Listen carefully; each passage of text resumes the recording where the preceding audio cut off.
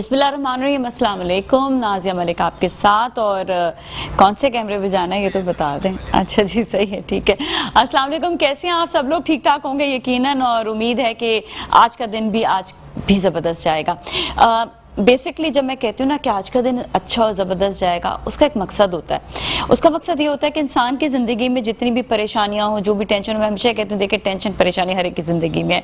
अब हम उसे कैसे लेकर चलते हैं? एक इंसान कहता है ओ मुझे ये काम अभी मुकम्मल करना है, एक कहता है ओ यार मुझे काम अभी मुकम्मल करना है। तो ये दो चीज़ें, आपके दो जेस्चर्स आ जाते हैं कि उफ क्या सारा दिन मुझे काम करना पड़ता है। एक शख्स कहता है यार सारा दिन बस काम करना पड़ता है, कोई मसला ही नहीं है। एक खातून कहती हैं क्या करूं, घर पे खाना पकाना है और एक मुसीबत है। आपकी वो मुसीबत ही बन जाएगी। एक खातून कहती हैं मैं अपने घर वालों के लिए खाना पकाऊंगी क्योंकि सारा दिन वो घर पे बाहर काम करते हैं और मेरी जिम्मेदारी है घर के लिए। तो वो कहेंगे कि मैं घर पे अच्छा सा खाना बनाऊंगी ताकि वो घर पर आएँ तो उनके लिए अच्छे अच्छे खाने में उनके लिए पेश करूं, ताकि वो जब नेक्स्ट डे रोजी रोटी कमाने के लिए जाएं तो वो भरपूर ताकत के साथ जाएं, उनको कोई डिप्रेशन टेंशन नहीं हो। तो ये आपके जो जेस्चर्स हैं ना, जो आपके जो मूड्स हैं, वो आपके घर का माहौल अच्छा भी कर सकते हैं और आपके घर का माहौल को बुरा भी बना सकते हैं। सो हमें ये अल्लाह ने हमें ताकत दी है इस हवाले से कि हम उसको कैसे हैंडल करें। तो बेसिकली ये हमारे ऊपर जो ताकत है ना, ये अल्लाह ने जिस तरह दी है, ये हम ही इस चीज़ को हैंडल कर सकते हैं। हम ही इस चीज़ को आप जो है लोगों में बेहतर तरीके से इसको पेश कर सकते हैं, लोगों के सामने बेहतर तरीके से आ सकते हैं। अगर मैं जिस तरह आई वर्क लाइक यहाँ पर भी आती हूँ, मैं सुबह यहाँ पर भी काम करती हूँ, उसके बाद फिर मैं सैलून भी जाती हूँ और फिर मेरे जो सोशल मीडिया का भी काम होता है, डिफरेंट आपके जो है चीज़ें होती हैं, घर को भी देखना होता है। तो मतलब 3 4 5 चीज़ें मैं ये सोचना शुरू कर दूँ। लिटरली मैं सोचती थी पहले, मैं सही बताऊँ, लेकिन आई चेंज माई सेल्फ। मैं कहती थी क्या मुसीबत इतना काम करना पड़ता है, लेकिन फिर मैंने रियलाइज़ किया। मैं सीरियसली एक बात कहती हूँ कि कोरोना में जब 1-2 महीने के लिए हम लॉकडाउन में बैठे ना, बहुत सी चीज़ें रियलाइज़ की और तो मैंने एक बात को ये रियलाइज़ किया कि अल्लाह ने हमें किस मकसद के लिए पैदा किया। वो मकसद जो था ना, मैं लिटरली सोचती थी कि यार मैं भी आराम से बैठूँ, ठाठ से चैनल चेंज करती रहूँ, मुझे क्या ज़रूरत है बाहर जाकर काम करने की। लेकिन जब वो ठाठ से चैनल चेंज करना शुरू किए ना, उसके बाद फिर एक बात रियलाइज़ की कि हम इस दुनिया में किस मकसद के लिए। मैंने कहा या अल्लाह मेरा तो मकसद ही ख़त्म हो गया इस दुनिया में आने का। मैं तो ये भी दुआ करती हूँ या अल्लाह जब मैं इस दुनिया में जब नहीं होंगे, जब चले जाएंगे, हर एक को इस दुनिया से जाना है, तो आप दूसरी दुनिया में भी जाकर मुझसे कोई काम ही कराते रहिएगा क्योंकि मैं तो बोर हो जाऊँगी वरना बहुत ज़्यादा, और मेरा मकसद ख़त्म हो जाएगा कि मेरे इस वजूद का मकसद ख़त्म हो जाएगा। तो अपने वजूद के मकसद को आपने पहचानना है। तो आप जिस डेजिग्नेशन पर है, सबसे पहले तो आप ये चीज़ सोचें अल्लाह ने आपको उस जगह पे बिठाया क्यों है, अल्लाह आपको उस जगह पे लेकर क्यों आया। हर एक की अपनी अपनी चीज़ें होती हैं। कोई ख़वातीन घरदारी में बड़ी ज़बरदस्त होती हैं, और अल्लाह की तरफ से आपको ये बताऊं कि अगर वो घरदारी भी अच्छी है ना और वो खाना वाना अच्छा पका रही होती हैं, तो एक चीज़ बड़ी अच्छी हो जाती है उनके हवाले से कि वो हैंडल करना जानती हैं चीज़ों को, वो चीज़ों को समझना जानती हैं। उनको पता होता है कि मैंने किस तरह से चीज़ें हैंडल करनी, किस तरह से अपने बच्चों की परवरिश देनी है। अब उनके ऊपर ये बहुत बड़ी जिम्मेदारी होती है, बच्चों की परवरिश की जिम्मेदारी बहुत बड़ी होती है। तो वो बच्चों की परवरिश पर जो है वो ध्यान दें, उनके हवाले से पढ़ें भी। यूट्यूब पर देखें बहुत सारी चीज़ें, गूगल पे ऐसी भी आ गई है जो बहुत अच्छी चीज़ें होती हैं, जो बहुत अच्छा आप जो है सोच रख सकते हैं। बहुत अच्छे तरीके से लोग बता भी रहे होते हैं कि किस तरह से आपको अपने बच्चों की परवरिश करनी है। आप अगर नहीं पढ़ सकते हैं तो एटलीस्ट आप सुन तो सकते हैं, तो अपने आप को ज़रा अपग्रेड करें। देही इलाकों में भी बहुत सारे लोग हैं, ख़वातीन हैं, हमें कहते हैं कि आप वहाँ पर भी जाकर आप देखें कि किस तरह से उनको भी आप आगाही दें कि वो यूट्यूब पे किस तरह से जाकर अच्छी अच्छी बातें सीख सकें, अच्छी अच्छी बातें जान सकें, और वही वो अपने फैमिली में अप्लाई भी करें। इंसान हर जगह पे आगे बढ़ने की कोशिश करता है और अल्लाह ने उसको ताकत दी है कि वो आगे बढ़े। तो किस तरह से वो आगे बढ़ेगा, ये आपने रियलाइज करना है कि आगे बढ़ने के लिए आपको एजुकेशन चाहिए होती है। आपको एक वक्त होता था कि हमारे बड़े बुजुर्ग हमें जो है हम उनके साथ बैठ कर बातें सीखते, तो अभी भी वो वक्त है, बातें सीखें और बातें आप समझें, उनसे भी आप जानें, उनसे उनकी जो चीज़ें होती हैं, उनकी जो बातें होती हैं, उनके जो एक्सपीरियंसेस होते हैं, उनको आप समझें, उनसे दुआएं लें। लिटरली मैं आपको सच्ची बता रही हूँ, जो बड़े बुजुर्गों की आपके लिए जो दुआएं होंगी ना, वो आपको कोई नहीं दे पाएगा। आप बड़े बड़े किसी अमल पे चले जाएं, बड़े बड़े किसी जो है कहीं पर भी आप चले जाएं, आप जाके कहें कि हमें हमारे लिए दुआ करें, लेकिन आपके बुजुर्गों की दुआ जो होती है ना, वो उन सब कहते हैं वो पीर मुर्शिद उन सबसे ज़्यादा आपके बड़े बुजुर्गों की दुआएं होती है, क्योंकि वो आपके पीर आपके मुर्शिद आपके घर पर ही होते हैं मौजूद, और हम रियलाइज़ नहीं कर रहे होते, हम यहाँ वहाँ दुआओं के लिए लोगों को ढूंढ रहे। तो उनकी खिदमत करें, उनका ख्याल रखें, उनके चलें आप इंसान खुद गर्ज है ना, ऐसी गर्ज से ही आप उनकी खिदमत कर लें कि वो आपको दुआ देंगे। मैं आपको सीरियसली बता रही हूँ, ये ऐसा आपको टोटका आज मैंने दिया आपकी ज़िंदगियों को बदलने का कि इसको आप जो है ना अपना लें। बस आप आज इसको आप सोच लें, और मैं आज का दिन आपको दे रही हूँ, आप 1 महीने बाद 2 महीने बाद अपनी ज़िंदगियों में चेंज देखेंगे। आप दुआएं लेना शुरू कर दें अपने बुजुर्गों से, आपकी ज़िंदगियां चेंज हो जाएंगी। आप मुझे कहेंगे हैं ये पाकिस्तान जो है ये इतना चेंज होता जा रहा है, इतना अच्छा होता जा रहा है, कैसे हो गया? ये बुजुर्गों की दुआओं से हो गया। और सच्ची बताऊं, हमारे बुजुर्ग हमारे वतन के लिए बहुत दुआएं करते हैं, हमारे वतन के लिए, हमारे पाकिस्तान के लिए बहुत दुआएं करते हैं, क्योंकि उन्होंने वो स्टेजेस देखे हैं जहाँ से पाकिस्तान बना था, और उनके बड़ों ने जो है उनके जो वालिदैन हैं वो किस तरह से माइग्रेट होकर जब आए थे पाकिस्तान की तरफ, तो आप ये सोचें कि बहुत तकलीफ़ें उन्होंने झेली थी, बहुत तकलीफ देखी थी। तो हमें आज जो है अपने पाकिस्तान के लिए, इसकी मजबूती के लिए हमें एक तो इनके दुआओं की बहुत ज़रूरत है, और हमें अच्छा बनने की ज़रूरत है, अपग्रेड होने की ज़रूरत है, नई नई रिसर्चेस लाने की ज़रूरत है। हम खुद बहुत सी रिसर्चेस ला सकते हैं, हम खुद बहुत कुछ कर सकते हैं। बात से बात निकलती रहती है तो हम बहुत सारी बातें करते रहेंगे। चले अभी ब्रेक का टाइम आ गया, और ब्रेक के बाद जो मेहमान होंगे उनसे मुलाकात करेंगे और कुछ मोटिवेशन भी हासिल करेंगे। हमारे साथ ही रहें।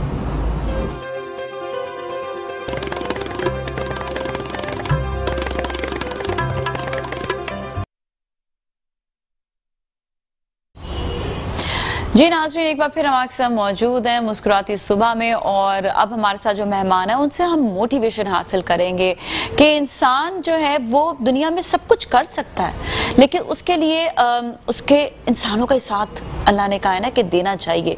इंसान साथ देता है, और किसी को भी आपने पिन पॉइंट नहीं करना होता किसी भी चीज़ में। हमारी अक्सर आदत होती है कि हम लोगों को जो है वो उन पे कहते हैं कि उंगली उठाना, ये हमारा हक ही नहीं है, बल्कि हमारा अल्लाह ने हक दिया है उसका साथ देना, हाथ पे हाथ मिलाकर चलना। तो ये हमें सिखाया भी है और हमने सीखा भी है, और हम ये चाहते हैं कि आगे की जनरेशन जो है वो भी सीखे कि सबका आप साथ दें, इंसानियत का साथ दें। आज जो मेहमान मौजूद हैं बहुत मोटिवेशनल मेहमान हैं, और इन्होंने बहुत काम किया, अभी सोशल वर्किंग भी कर रही हैं। मैं आपकी मुलाकात कराऊंगी ज़हरिश खान से, जेंडर इंटरैक्टिव अलायंस इनका जो है पूरा इदारा है जो ये चला रही हैं। अस्सलाम वालेकुम, कैसे हैं आप? ठीक ठाक है, खैरियत से हैं? बिल्कुल। अब हम बता दें अपने नाज़रीन को, हम ट्रांसजेंडर के हवाले से बात करेंगे। जिस तरह हम कहते हैं लड़की है लड़का है, तो एक ट्रांसजेंडर या हम ख्वाजा सरा कहते हैं कि वो भी एक कम्युनिटी है, और उनसे भी जो है वो भी उनका भी अपना एक पूरा एक हकूक है, अपना उनका भी रहने का एक अपना मुकाम है, और सिर्फ उनको एक निगाह से ना देखा जाए कि वो जो है शायद वो बैगिंग करते होंगे या वो जो है वो डिफरेंट काम में होते होंगे, नहीं, बल्कि अब तो मैंने ये देखा है कि बहुत से ऐसे जो बैगिंग की तरफ भी लोग होते हैं वो ख्वाजा सरा नहीं होते हैं, वो बल्कि मैंने देखा है मर्द जो हैं वो अपने आप को कन्वर्ट करके आते हैं। जब उनसे आप बात करते हैं ना कि आप कौन है, कहाँ से हैं, तो फ़ौरन से भाग जाते हैं, तो समझ जाते हैं ये नहीं है। बल्कि ख्वाजा सराओं में मैंने देखा है कि वो एजुकेशन भी हासिल कर रहे हैं, आगे बढ़ भी रहे हैं, काम भी कर रहे हैं, उनको उनके हकूक भी मिल रहे हैं। जहाँ पर जो चीज़ें नहीं अभी हैं वो भी हम बात करेंगे ज़हरे से। कैसी हैं आप? ठीक ठाक? बिल्कुल ठीक। All good, thank you. Show में तशरीफ लाने का अच्छा लगता है जब हम ऐसे लोगों से बात करते हैं ना जिनके बारे में जानते हैं कि वो इतने एजुकेटेड हैं, इतने पढ़े लिखे हैं, और जो पढ़े लिखे लोग हैं ना वो हमारे मुल्क का सरमाया है, वो हमारे मुल्क को आगे बढ़ा रहे हैं। तो सब पढ़े लिखे लोगों के लिए हमें जो है ना बहुत ज़्यादा दिल से उनके लिए दुआ निकलती, क्योंकि वो आगे मुल्क को लेकर चल रहे होते हैं। अभी मैंने नई इनोवेशंस में बात की, नई चीज़ों में बात की, आप भी जो है खिदमात अंजाम दे रही हैं अपनी कम्युनिटी के लिए भी, ये बहुत बड़ी बात होती है। उनके हकूक दिलाने के लिए भी ये भी एक कोई होना चाहिए ऐसा कि जो उनके लिए काम कर सके, उनके लिए आवाज़ रेज कर सके किसी भी जगह पर। हमने देखा ख़वातीन के लिए इतनी आवाज़ें रेज हो रही होती हैं, मर्द हजरात के लिए आवाज़ें रेज हो रही होती है, सोशली बहुत सारी चीज़ें होती हैं। आपको ये करना पड़ता है, दूसरे का साथ देना पड़ता है, कम्युनिटी सिटीज में आपको करना पड़ता है। सबसे पहले बात पता क्या है कि सबसे पहले हमने ये जो स्टेप उठाया अपनी कम्युनिटी के लिए, पहले तो मैं अपने इदारे के बिल्कुल जो है ना इंट्रोडक्शन कराऊंगी कि पाकिस्तान का वो पहला वाहिद इदारा जो कि ट्रांसलेट है, जिसमें प्रोग्राम मैनेजर से लेके जो है वो ऑफिस असिस्टेंट सब ट्रांसजेंडर हैं। लोगों का एक माइंडसेट ये है कि मतलब ट्रांसजेंडर सिर्फ स्टीरियोटाइप प्रोफेशन से ही जुड़े हुए हैं, ठीक है, ये कुछ नहीं कर सकते, ऐसा नहीं है। यही माइंडसेट जो है वो अक्सर पेरेंट्स को भी तकलीफ दे देता है क्योंकि अगर हमारे घर में ट्रांसजेंडर पैदा होगी तो वो माशरा हमें तनकीद करेगा, ऐसा नहीं है। वो दौर गया वो बहुत दूर चला गया। कुरान शरीफ में अल्लाह ताला ने फरमाया है कि मेरी हर बनाई हुई चीज़ की तख्लीक की जो है वो आपने इज्जत करनी है। तो ख्वाजा सिरा कहीं मैन्युफैक्चर नहीं होता, ख्वाजा सिरा कोई क्लोनिंग से पैदा नहीं होता, ख्वाजा सिरा भी माँ बाप के उसी प्रोसेस सोसाइटी को तनकीद क्यों तनकीद बनाती है। अगर हम परवरिश अपने बच्चों की जो है वो जिस लड़के और लड़के की तरह की, क्योंकि I am very blessed and humble कि मेरे पेरेंट्स ने मेरी परवरिश ऐसी की जो मेरे दूसरे भाई बहनों की। वालदा पढ़ी लिखी थी, अंडरस्टैंड करती थी चीज़ों को। देखिए मैंने यही कहा ना कि आज से 30 साल पहले अगर हम देखें तो 30 से 35 साल पहले 30 साल भी नहीं, बल्कि अब मैं कहती हूँ कि जो हमारी स्ट्रगलिंग है ना वो बहुत जल्द हमने अचीव किया, ऑन किया। 2009 30 साल पहले मैं कह रही तो एक कॉन्सेप्ट कुछ और था, ठीक है ना, सबके जहनों में एक ही बात। लेकिन आप लोगों ने, हम टीवी चैनल्स को बहुत थैंक्स करते हैं कि जिन्होंने ये जो है परसेप्शन जो है वो क्लियर कराया, आप लोगों को सामने लेकर आए, पढ़े लिखे लोगों को लेकर आए, जिसमें डिफरेंट आप ये देखिए कि प्रोफेशन से लोग हैं, स्टाइलिस्ट हैं, डिजाइनर्स हैं, आपके ये देखिए न्यूज़ एंकर्स हैं, बिल्कुल वकील तक अब बन गए और डॉक्टर अब बन रहे हैं, इवन प्रोफेसर तक ट्रांसजेंडर। आपके पास ज़हन है, आपके पास शऊर है, आप पढ़ सकते हैं। लुक एट यू, माशाल्लाह माशाल्लाह से।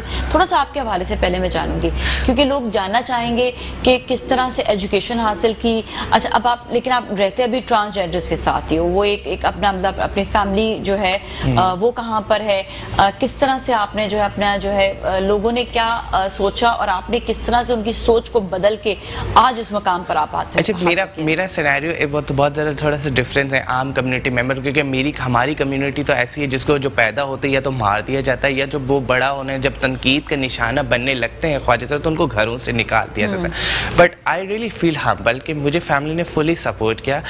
बट इनिशियली उनका जो मतलब फोर्सफुली कंसर्न ये था कि अपने बिहेवियर्स में जो है वो मैक्सिमिटी लाओ, थोड़े से आपके बिहेवियर्स मर्दाना होने चाहिए क्योंकि हमारे यहाँ मेल डोमिनेशन बहुत ज़्यादा है। तो इस वक्त के जो है ना मुझे अक्सर जब मैं छोटी होती तो मुझे साइकेट्रिस्ट के पास ले जाया जाता था और उसकी काउंसलिंग होती थी।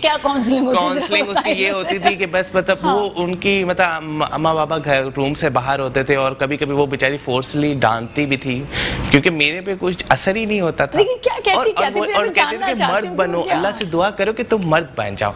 और मैं एक 8 साल की बच्ची और उस वक्त जो है वो सोचती थी कि मैं मतलब अल्लाह से सारी रात दुआ करती थी और सुबह स्कूल के लिए आंख नहीं खुलती थी। मैं कहती मैं सुबह उठूंगी तो मैं मर्द होंगी और मुझे कोई स्कूल में तंग नहीं करेगा क्योंकि डिस्क्रिमिनेशन बहुत ज्यादा है, बहुत ज्यादा। आप कैसे लिबास पहनते थे? आप लड़कों वाले पहनते थे? पहले तो मतलब लड़कों वाले ही पहनते थे क्योंकि ये फैमिली की जब इंसान उसमें था, आपको मैंने पहले बताया कि एक मेल डोमिनेशन को ज्यादा प्रमोट किया जाता है हमारे यहाँ। तो देन फिर उनको अम्मी न्यू कि आप ख्वाजा सरा my parents, mother, father both are knows that I am a transgender. But they were trying कि आप किसी तरह वो मर्द वाला जो है वो आप हुलिया कर लो और क्योंकि ये सोसाइटी प्रेशर की वजह से वो ये फोर्सफुली होता था क्योंकि मेरे अलावा मेरे 5 भाई और थे। अच्छा, ठीक है, you are the only मतलब जो कि मतलब एक ट्रांसजेंडर जो मतलब जिसका पता भी नहीं चला कि वो लड़की है या लड़का है। तो डेफिनेटली फिर फैमिली इस चीज़ को अगर लड़की शो करती तो ऑब्वियसली मैं बड़ी होती तो मेरे रिश्ते भी आते तो वो कहाँ से होते।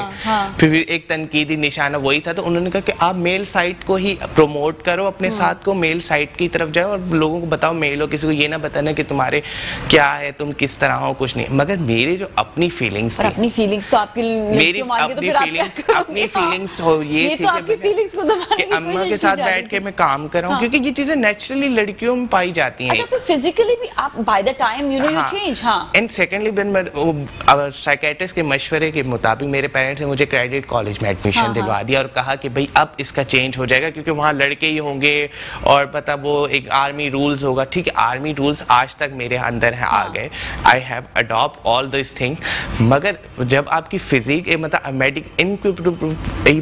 जब आप आर्मी में जाते हैं आपको प्रूव करना होता है कि आप मेडिकली एवरी टेस्ट फिट है क्या है। और जब वहां से जब डिक्लेरेशन हुई तो पेरेंट्स के साथ हो कि अब नहीं, अब इसको फिर देन दे सेड कि मतलब आप क्या चाहते हैं। मैंने कहा मैंने तालीम हासिल करनी है। पर कहते ठीक है आप तालीम हासिल करें, मगर अपने जो आपके लोग दूसरे जो बैगिंग करते हैं, सेक्स वर्क करते हैं, sorry to say this is a derogative word but it's a reality, dancing करते हैं, उन चीज़ों को आप हट के कीजिएगा। मैंने कहा ठीक है, मगर मेरे दिल में मैंने उस वक्त तो कहा, मगर मैंने कहा वो भी तो मेरे अपने ही लोग हैं ना, वो कोई शौक से नहीं करते, मजबूरी उनको ये करवाते। उनके पास आप जैसे पेरेंट्स नहीं थे, उनको कोई सिखाने वाला नहीं था, कोई समझाने वाला। आप देखिए ना, लोग कहते हैं कि हम आधी रातों में शारा फैसल पे खड़ी होती हैं बुरे कामों के लिए। हमें बुरे काम के लिए मजबूर कौन करता है? हम खुद नहीं जाते, सोसाइटी हमें कैच करती है तो हम जाते। Do you think so उसमें चेंज आया है अभी तक?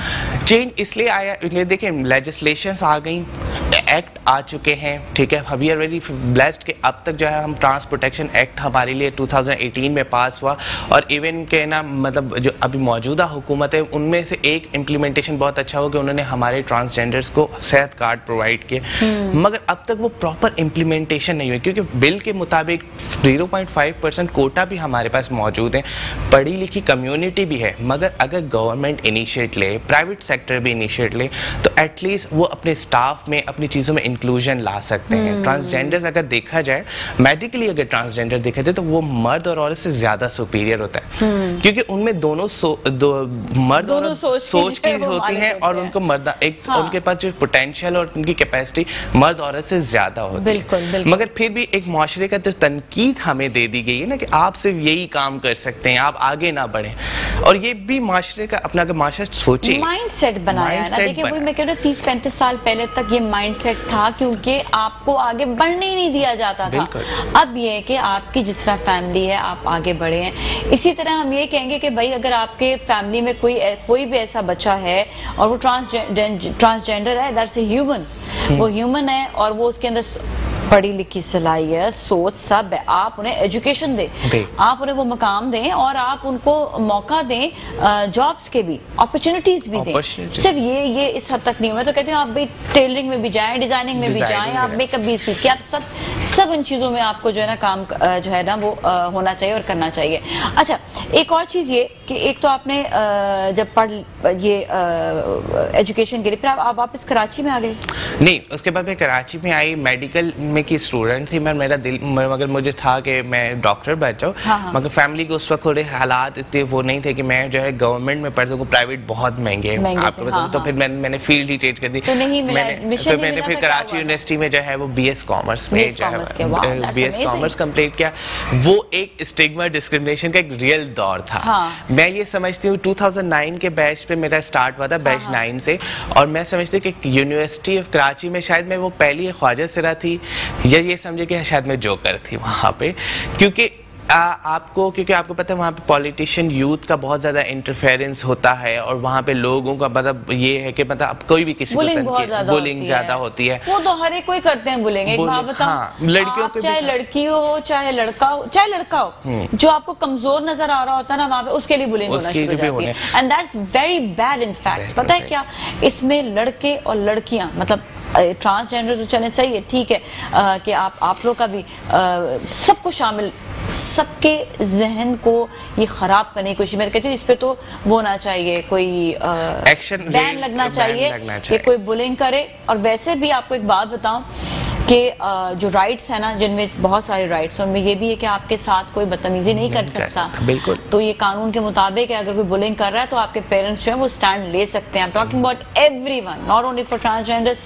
एवरीवन। जी। सो फर्स्ट सेमेस्टर में जब मैं थी तो उस वक्त तो बहुत ज़्यादा डिस्क्रिमिनेशन था। मतलब 2 क्यूज होती है, एक लड़कियों की और मैं हमेशा से सुपीरियर स्टूडेंट रही थी, तो मेरा शौक होता मैं आगे बैठूं तो मेरी वो लाइन ही पूरी खाली होती थी। ना लड़की वहाँ बैठना पसंद करती बिकॉज मैं फेमिनिन साइड पे बैठना चाहती, तो वहाँ पे कोई भी नहीं आके उस वक्त बैठता था। Then with the passage of time मतलब फिर जब फ्रेंड्स बन गए, फिर मैंने, क्योंकि मेरे अकाउंट्स में बहुत लड़कियां दोस्त बनी थी, लड़कियां बहुत ज्यादा दोस्त बनती, बिकॉज लड़के दोस्त बनते थे, बाद में उनकी फिर हैरेसमेंट वाली बातें शुरू हो जाती थी। यू नो हमारे सोसाइटी में क्या है, मैं एक सिंफ नाजुक के साथ बता दूं मैं कि हैरेसमेंट भी करने की कोशिश करे, इस पर भी कानून है। इतने कानून हमारे पास है ना, कानून है। हाँ, और मैं कहती हूँ इम्प्लीमेंटेशन भी आप करें, आप अपने वालिदैन को बताएं कि भाई सू कर दें जाकर। आप अपना आजकल तो रिकॉर्ड करके आप आराम से उनके पर सू कर सकते हैं। रिकॉर्ड करें, सबूत जमा करें और उनके पर सू कर दें। कोई आपके साथ, आपको एक मजबूत शहरी बनने का आपका ना हक है। अच्छा, हम अभी बड़ी इंटरेस्टिंग गुफ्तगू चल रही है कि दोस्तें भी बनी यूनिवर्सिटी में, उसकी बात आज भी बहुत अच्छी, लेकिन अभी ब्रेक पे जाएंगे, ब्रेक के बाद हम टू भी कंटिन्यू करेंगे। ठीक है, सो टेक अ ब्रेक।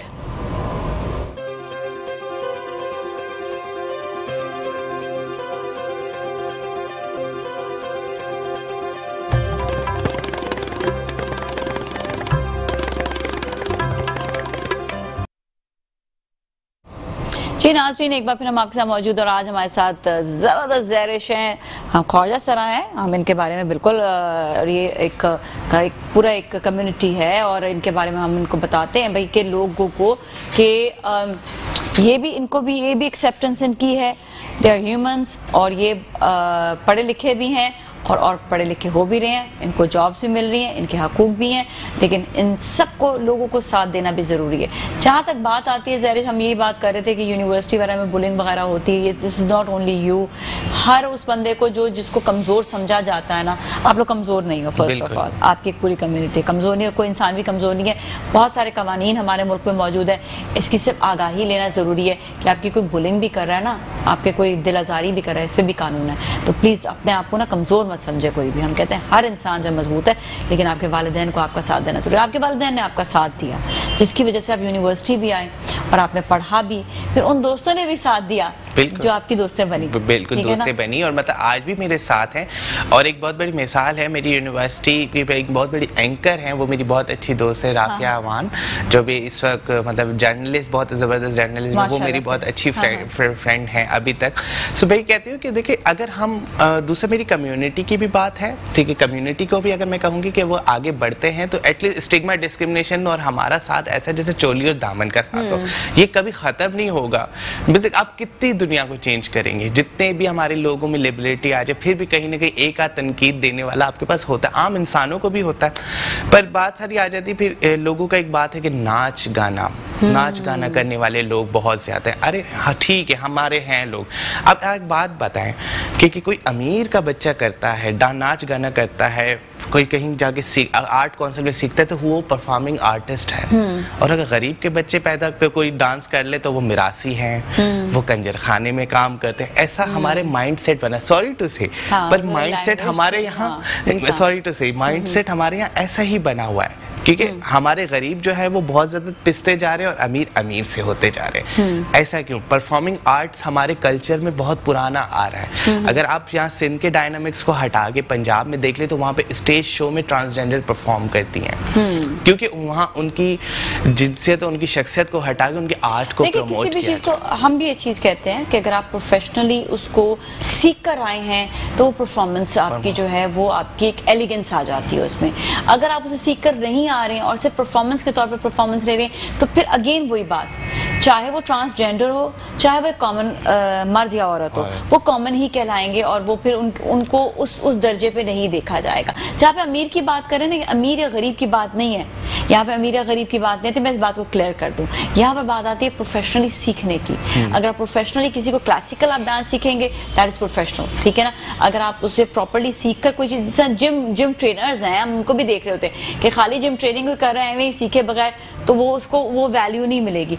अब हर चीज में पढ़ाई आ गई है, हर चीज में अब जो है आपकी एजुकेशन जो है वो शामिल है। इवन आप जो सोशल वर्किंग करिए, सीरियसली बता, सोशल वर्किंग में भी आपकी एजुकेशन शामिल होती है, वरना आप नहीं कर सकते हैं काम, ठीक है। अच्छा, एक चीज और मैं आपसे ये चाहूंगी कि आप उन सब लोगों को ये बात ज़रूर समझाएं कि तालीम कितनी इम्पोर्टेंट है, तालीम का होना बहुत ज़रूरी है। आप 17 साल से मैं हमें ये इदारा चला रहे हैं, राइट? 18 साल। मैं तो इस वक्त जो है मतलब अभी तो रिसेंटली मैंने, आपने ही स्टार्ट लिया? नहीं, मैंने नहीं, इनको इस इदारे को जो फाउंडर है मिस बिंदिया राणा जी, जो पाकिस्तान की पहली ट्रांसजेंडर है जिन्होंने आवाज़ उठाई ट्रांस राइट्स के लिए। जी। तो बेसिकली इदारे का हमारा मकसद ये है कि सबसे पहले हम लोग जो है वो देखते, आज से 15 साल पहले की बात है तो वायलेंस के केसेस बहुत ज़्यादा थे, जस्टिस नहीं मिलता था। तो आज भी देख लें, अक्सर न्यूज़ में देखते हैं कितने ख्वाजा सरा जो है वो कत्ल गारत का निशाना बन जाते हैं, जो है वो पता ही नहीं होता। इतना ज़्यादा तो सुनने में नहीं आता, अब शायद आपको शायद सुनने में नहीं, मगर वो है। रिसेंटली अब एक ख्वाजा सरा जो है वो गिजरी में, लास्ट वीक की ही बात है, जिस ख्वाजा सरा को जो है वो कत्ल कर दिया गया। क्योंकि अब ख्वाजा सरा जो है वो मतलब आपको पता है कि एक तो अंडर प्रिविलेज एरियाज में रहते हैं, जहाँ पे अंडर प्रिविलेज एरियाज में आपको पता है मंशात भी और कुछ अक्सर ऐसे जो है वो लोग बदमाश किस्म के लोग भी बहुत ज्यादा रहते हैं। उनकी हरकत, देखिए आप लोग इतनी कम्युनिटी अगर आप लोग चला रहे हैं, मैं आप लोग को भी मशवरा दूंगी कि आप लोग जब कम्युनिटी चला रहे हैं तो अपने ही लोगों को आप प्रोटेक्शन के लिए अपने एरियाज आप जो है जहाँ पे, जैसा हमने देखा है कि कम्युनिटी जो है वो एक जगह पे, पूरी एक जगह पे रहती है तो वो सिक्योर्ड होते हैं, आपस में एक दूसरे का फैमिली होती है, एक दूसरे का ख्याल रख रहे होते हैं। इसी तरह अगर आप लोग भी एक ही पूरा एक जगह ले लें, आप लोग में भी इत्तेफाक होना चाहिए। हमारे अंदर इत्तेफाक बहुत ज्यादा है, मगर एक जगह रह के हम आइसोलेट हो जाएंगे। हमने नहीं, आइसोलेशन की बात नहीं कह रही मैं, वो बात ठीक है, इसमें आइसोलेशन की कोई बात नहीं होती है। ये मेरा मशवरा है, जिस तरह एक फैमिली होती है ना, वो जब फैमिली मजबूत होकर रहती है तो वो एक साथ रह रहे होते हैं। लेकिन हर जगह पे ये तो आप नहीं कह सकते कि ट्रांसजेंडर आपस में लड़ाइयाँ नहीं होती होंगी, नहीं होती होंगी, नाचाकियाँ भी होती होंगी, कहते हैं मैं भी घर छोड़ के जा रही हूँ, तो ये तो होता होगा सब जगह पर। तो यही मैं कह रही हूँ कि यहाँ पर थोड़ा सा अपने आप को मजबूत रखने की जरूरत है। और हर जगह पर मैं ये कहूंगी जहाँ पर लड़कियों का होता है, आप देखिए लड़कियों के हॉस्टल्स हैं, ठीक है, वो अपनी लड़कियां अपने हॉस्टल्स में मजबूत होती हैं। अगर वही जाकर किसी अपार्टमेंट में अकेली रहेगी तो वो मजबूत नहीं होगी। तो that's what I am talking about. मगर अगर हम ये बात करते हैं, पहले मैं एक बात बताऊं कि सबसे बड़ा हमारे साथ स्टिग्मा डिस्क्रिमिनेशन से रिलेटेड ये भी इशू है, हाउसिंग का इशू। हमें कहीं अच्छी जगह पे या कोई जहाँ पे अगर 4 से 5 लोग ख्वाजा सरा रहने लग जाते हैं ना, वहाँ पे कोई जगह भी नहीं देता रहने के लिए। अंडर प्रिविलेज में एरियाज में आप देखें, वहाँ पे किसी ने अपना गैराज जो है वो थोड़ा सा एस्टैब्लिश करके उनको किराए पे दे दिया, और भी डबल किराए पे। एक आम इंसान तो देखा है बड़े बड़े घरों में भी रह रही हैं, ऐसा तो नहीं है कि... नहीं, बड़े बड़े घरों में वाकई देखे, ऐसा नहीं, मैं मेजॉरिटी की बात कर रही हूँ, ऐसा नहीं। इकोनॉमिकल एम्पावरमेंट हमारे अभी देखे, मैं एक मतलब ये चीज होनी चाहिए, आप उनको ये बताएं, लोगों को अवेयरनेस बल्कि दें कि कहीं पर अगर कोई ख्वाजा सरा आते हैं और वो अपने किराए के लिए लेने के लिए घर आते हैं तो उनको भी वेलकमिंग करना चाहिए। और उनका आप ठीक है, उनका काम देखें जो भी है, जिस तरह वो काम करें, पढ़े लिखे हैं, सब है, जिस तरह चेंजेस आ रहे हैं तो उनको भी वो मकाम दे दिया जाए। मगर अगर एक जगह की बात हो रही तो ये इस पे कहीं ना कहीं देखें, हमारे पास तो कोई मतलब ना इनकम है और ना ही कोई सिक्योरिटी है, मगर इसका ये जिम्मेदारी रियासत की भी है। ये अब आप लोग आगे इस पे वज़ीर आज़म साहब सबको घर दे रहे हैं, ठीक है, मगर उन्होंने ख्वाजा सराओं के लिए दिखा कि सबके लिए कहा है, उन्होंने सबके लिए कहा है, मगर एटलीस्ट होना चाहिए, चले ठीक है, जहाँ वो इतनी सपोर्ट करें। आपकी जिम्मेदारी है, आपकी अपने इदारे की जिम्मेदारी है कि अब आप इस पे जो है उनसे रिक्वेस्ट करें, एक एप्लीकेशन दें कि अगर हमारे लिए भी कोई ऐसे एक जगह कम्युनिटी बन जाए तो हमारे लिए, हमारे सबके लिए आसानी हो जाएगी।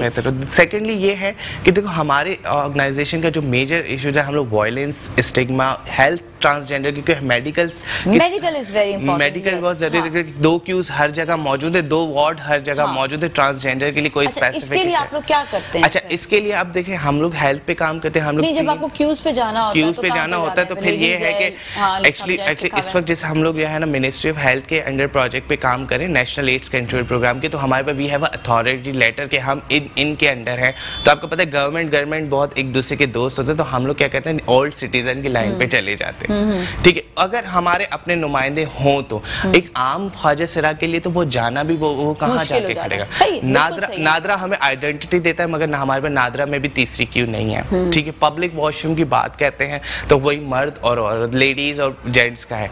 अब या तो ये सेग्रीगेशन खत्म कर दें या फिर आप एक काम करेंगे उसको जेंडर न्यूट्रल कर दें, ताकि हम दो हमारे लिए भी आसानी। समटाइम कंफ्यूजन हो जाती है और अक्सर कुछ आई थिंक आप लोगों के लिए लेडीज का जो है लेडीज से सुपर मैं तो प्रेफर करती हूँ लेडीज, मगर अक्सर ख्वाजा सर इस चीज को कहते हैं कि हाय ये मर्द है औरत, ऐसा नहीं कोई मिला वहाँ पे अंदर चली जाए तो वुमेन्स जो है वो ट्रांसपोर्टेशन का एक बहुत बड़ा इशू। ट्रांसपोर्टेशन अगर मैं देखें लिटरली मैं एक अपना एक्सपीरियंस बता देती। मैं एक दफ़ा अपने ऑफिस के जाने के लिए, मेरी करीम जो है वो उसके टायर पंचर हो गए तो मैं बस में बैठ गई। बस में बैठ के जो है वो मैं मतलब वो जो गेट के साथ सीट पे बैठ गई, उस वक्त मेरे साथ नहीं बैठा हुआ था। और ड्राइवर ने जब कंडक्टर ने जब पूछा वो कहाँ जाना है, किराया दिया, तो उसे पता चल गया मैं ख्वाजा सर। जैसे ही मुझे क्या कहते हैं हसन स्क्वायर की तरफ गाड़ी आई और वहाँ पे कुछ ख़वातीन खड़ी, उसने इतनी बदतमीजी से मुझे वहाँ से उठाया कि आपकी सोच है। कंडक्टर ने चलो खुसरे उठो यहाँ से, उठो यहाँ से, जाओ पीछे जाओ। वाई मेरी कौन सी मुशाबत आपको बताती देखें उन लोगों को भी एजुकेट करने की जरूरत है। अब मैं आपको यहाँ पर एक बात हम दे रहे हैं ना, बात मैं ये कहती हूँ कि जब मर्द औरत की है वहाँ पे एक सीट ख्वाजा सर। किसका कसूर है? जिस इदारे में वो बस जिसकी बस है या फिर जिसको बस दी हुई है, क्या उसने कंडक्टर को एजुकेशन दी है? क्या उसको समझाया हाउ टू बिहेव? ये तो इतने बदतमीज़ होते हैं कंडक्टर्स, आपको क्या बताऊं मैं कि ये लोग बीच में, कल भी ऐसा ही हुआ, मैं रास्ते में जा रही हूँ, बीच में बस रोक दी किसी खातून को उतार। भाई तुम, एक तो वो खातून इशारा दे रही है रुक जाओ। देखिए इंसान का ये नहीं है कि वो अगर गरीब है तो वो रूल ऑफ लॉ तोड़ दे। लॉ उस खातून को भी तोड़ने का हक नहीं है कि वो यूं करके बस रोक रही कि मैं गरीब हूं तो मैं सड़क पे कहीं पे वो पीछे ढा करके गाड़ी आके मार दे। ठीक है ना, इतनी मुश्किल से एकदम से मैंने गाड़ी को कंट्रोल किया क्योंकि अचानक से बस रुक गई, अचानक से गाड़ी कंट्रोल करना मुश्किल होता है। ठीक है, तो मैंने उनको बोला, मैंने कहा भाई क्या कर रहे हो? वो क्या है मतलब ऐसे बता क्या? तो मैं सिर्फ ये बता रही हूँ कि चाहे वो औरत हो मर्द हो, इवन मर्द भी, ये जो तमीज़ है ना लोगों को, ये इनके इदारों का कसूर होता है। ये बस जो चला रहे हैं, ट्रक्स जो चला रहे हैं, उनके बड़े जो हेड्स हैं उनके ऊपर एक लागू कर देना चाहिए ये चीज़ कि आप उनको पढ़ाएं कि किस तरह से आपने बिहेव करना है, बिहेवियर्स उनको पढ़ाए जाएं। इसके लिए सर्टिफाई करें इनको, जितने भी इदारे हैं हर एक को बिहेवियर सर्टिफाई करना ज़रूरी है ताकि उनको पता चले, और अगर मिसबिहेव वो करें तो उनके खिलाफ उन्हीं का इदारा जो है वो फिर रिपोर्टिंग करे। तो ये आपके फैक्ट्रीज में भी होना चाहिए क्योंकि हम जब आयरन मैन सैलून, हमने वहां पे बिहेवियर्स में सिखाती हूँ, अपनी लड़कियों को बिहेवियर सिखाए जाते हैं। अगर वो मिसबिहेव करें तो उनको डांट पड़ती है। तो मतलब बिहेवियर्स आपको हर जगह के आपके बिहेवियर्स होने चाहिए। तो यहाँ पर ये आपका वो कसूर नहीं है कि आप ट्रांसजेंडर की बात अगर कर रहे हो तो ये उनको बिहेवियर सिखाए ही नहीं है। तो मेरा ये एक मशवरा एक सबको मैं देना चाह रही हूँ कि सब इदारे वाले, चाहे वो फैक्ट्री चला रहे हैं, इंडस्ट्री चला रहे हैं, चाहे वो अपने घरों में ख़वातीन जो हैं वो घर को चला रही हैं, उनके सर्वेंट्स हैं, उनके घर के लोग हैं, प्लीज़ बिहेवियर सिखाया जाए। क्योंकि मेरे साथ कल ही एक वाक़या हुआ था परसों कि एक मेड ने मुझे बोला कि मैं मतलब वो मुझ पे जो है वो खफा होगी कि उनको मैंने सिर्फ मास्क पहनने के लिए कहा, तो वो मुझ पे खफा हो गई। तो ये बिहेवियर्स होते हैं आपके घर के कि आपको आपके घर वाले आपको बिहेवियर नहीं सिखा रहे हैं। जिस जगह पे आप काम कर रहे हैं तो आप वो नहीं सिखा रहे। मैं किसी और के घर गई थी उस वक्त, तो उनके घर वालों ने उनको ये बिहेवियर नहीं सिखाया कि you have to wear mask. तो ये मैं कह रही ये सब आपका कसूर नहीं है। मैं यहाँ लिफ्ट में आ रही होती हूँ, मैं देख रही होती हूँ लोगों में मास्क नहीं होता, तो क्या है कि उनके जो ऑफिसेज वाले हैं उन्होंने बिहेवियर्स नहीं सिखाया कि आपने मास्क नहीं पहना हुआ।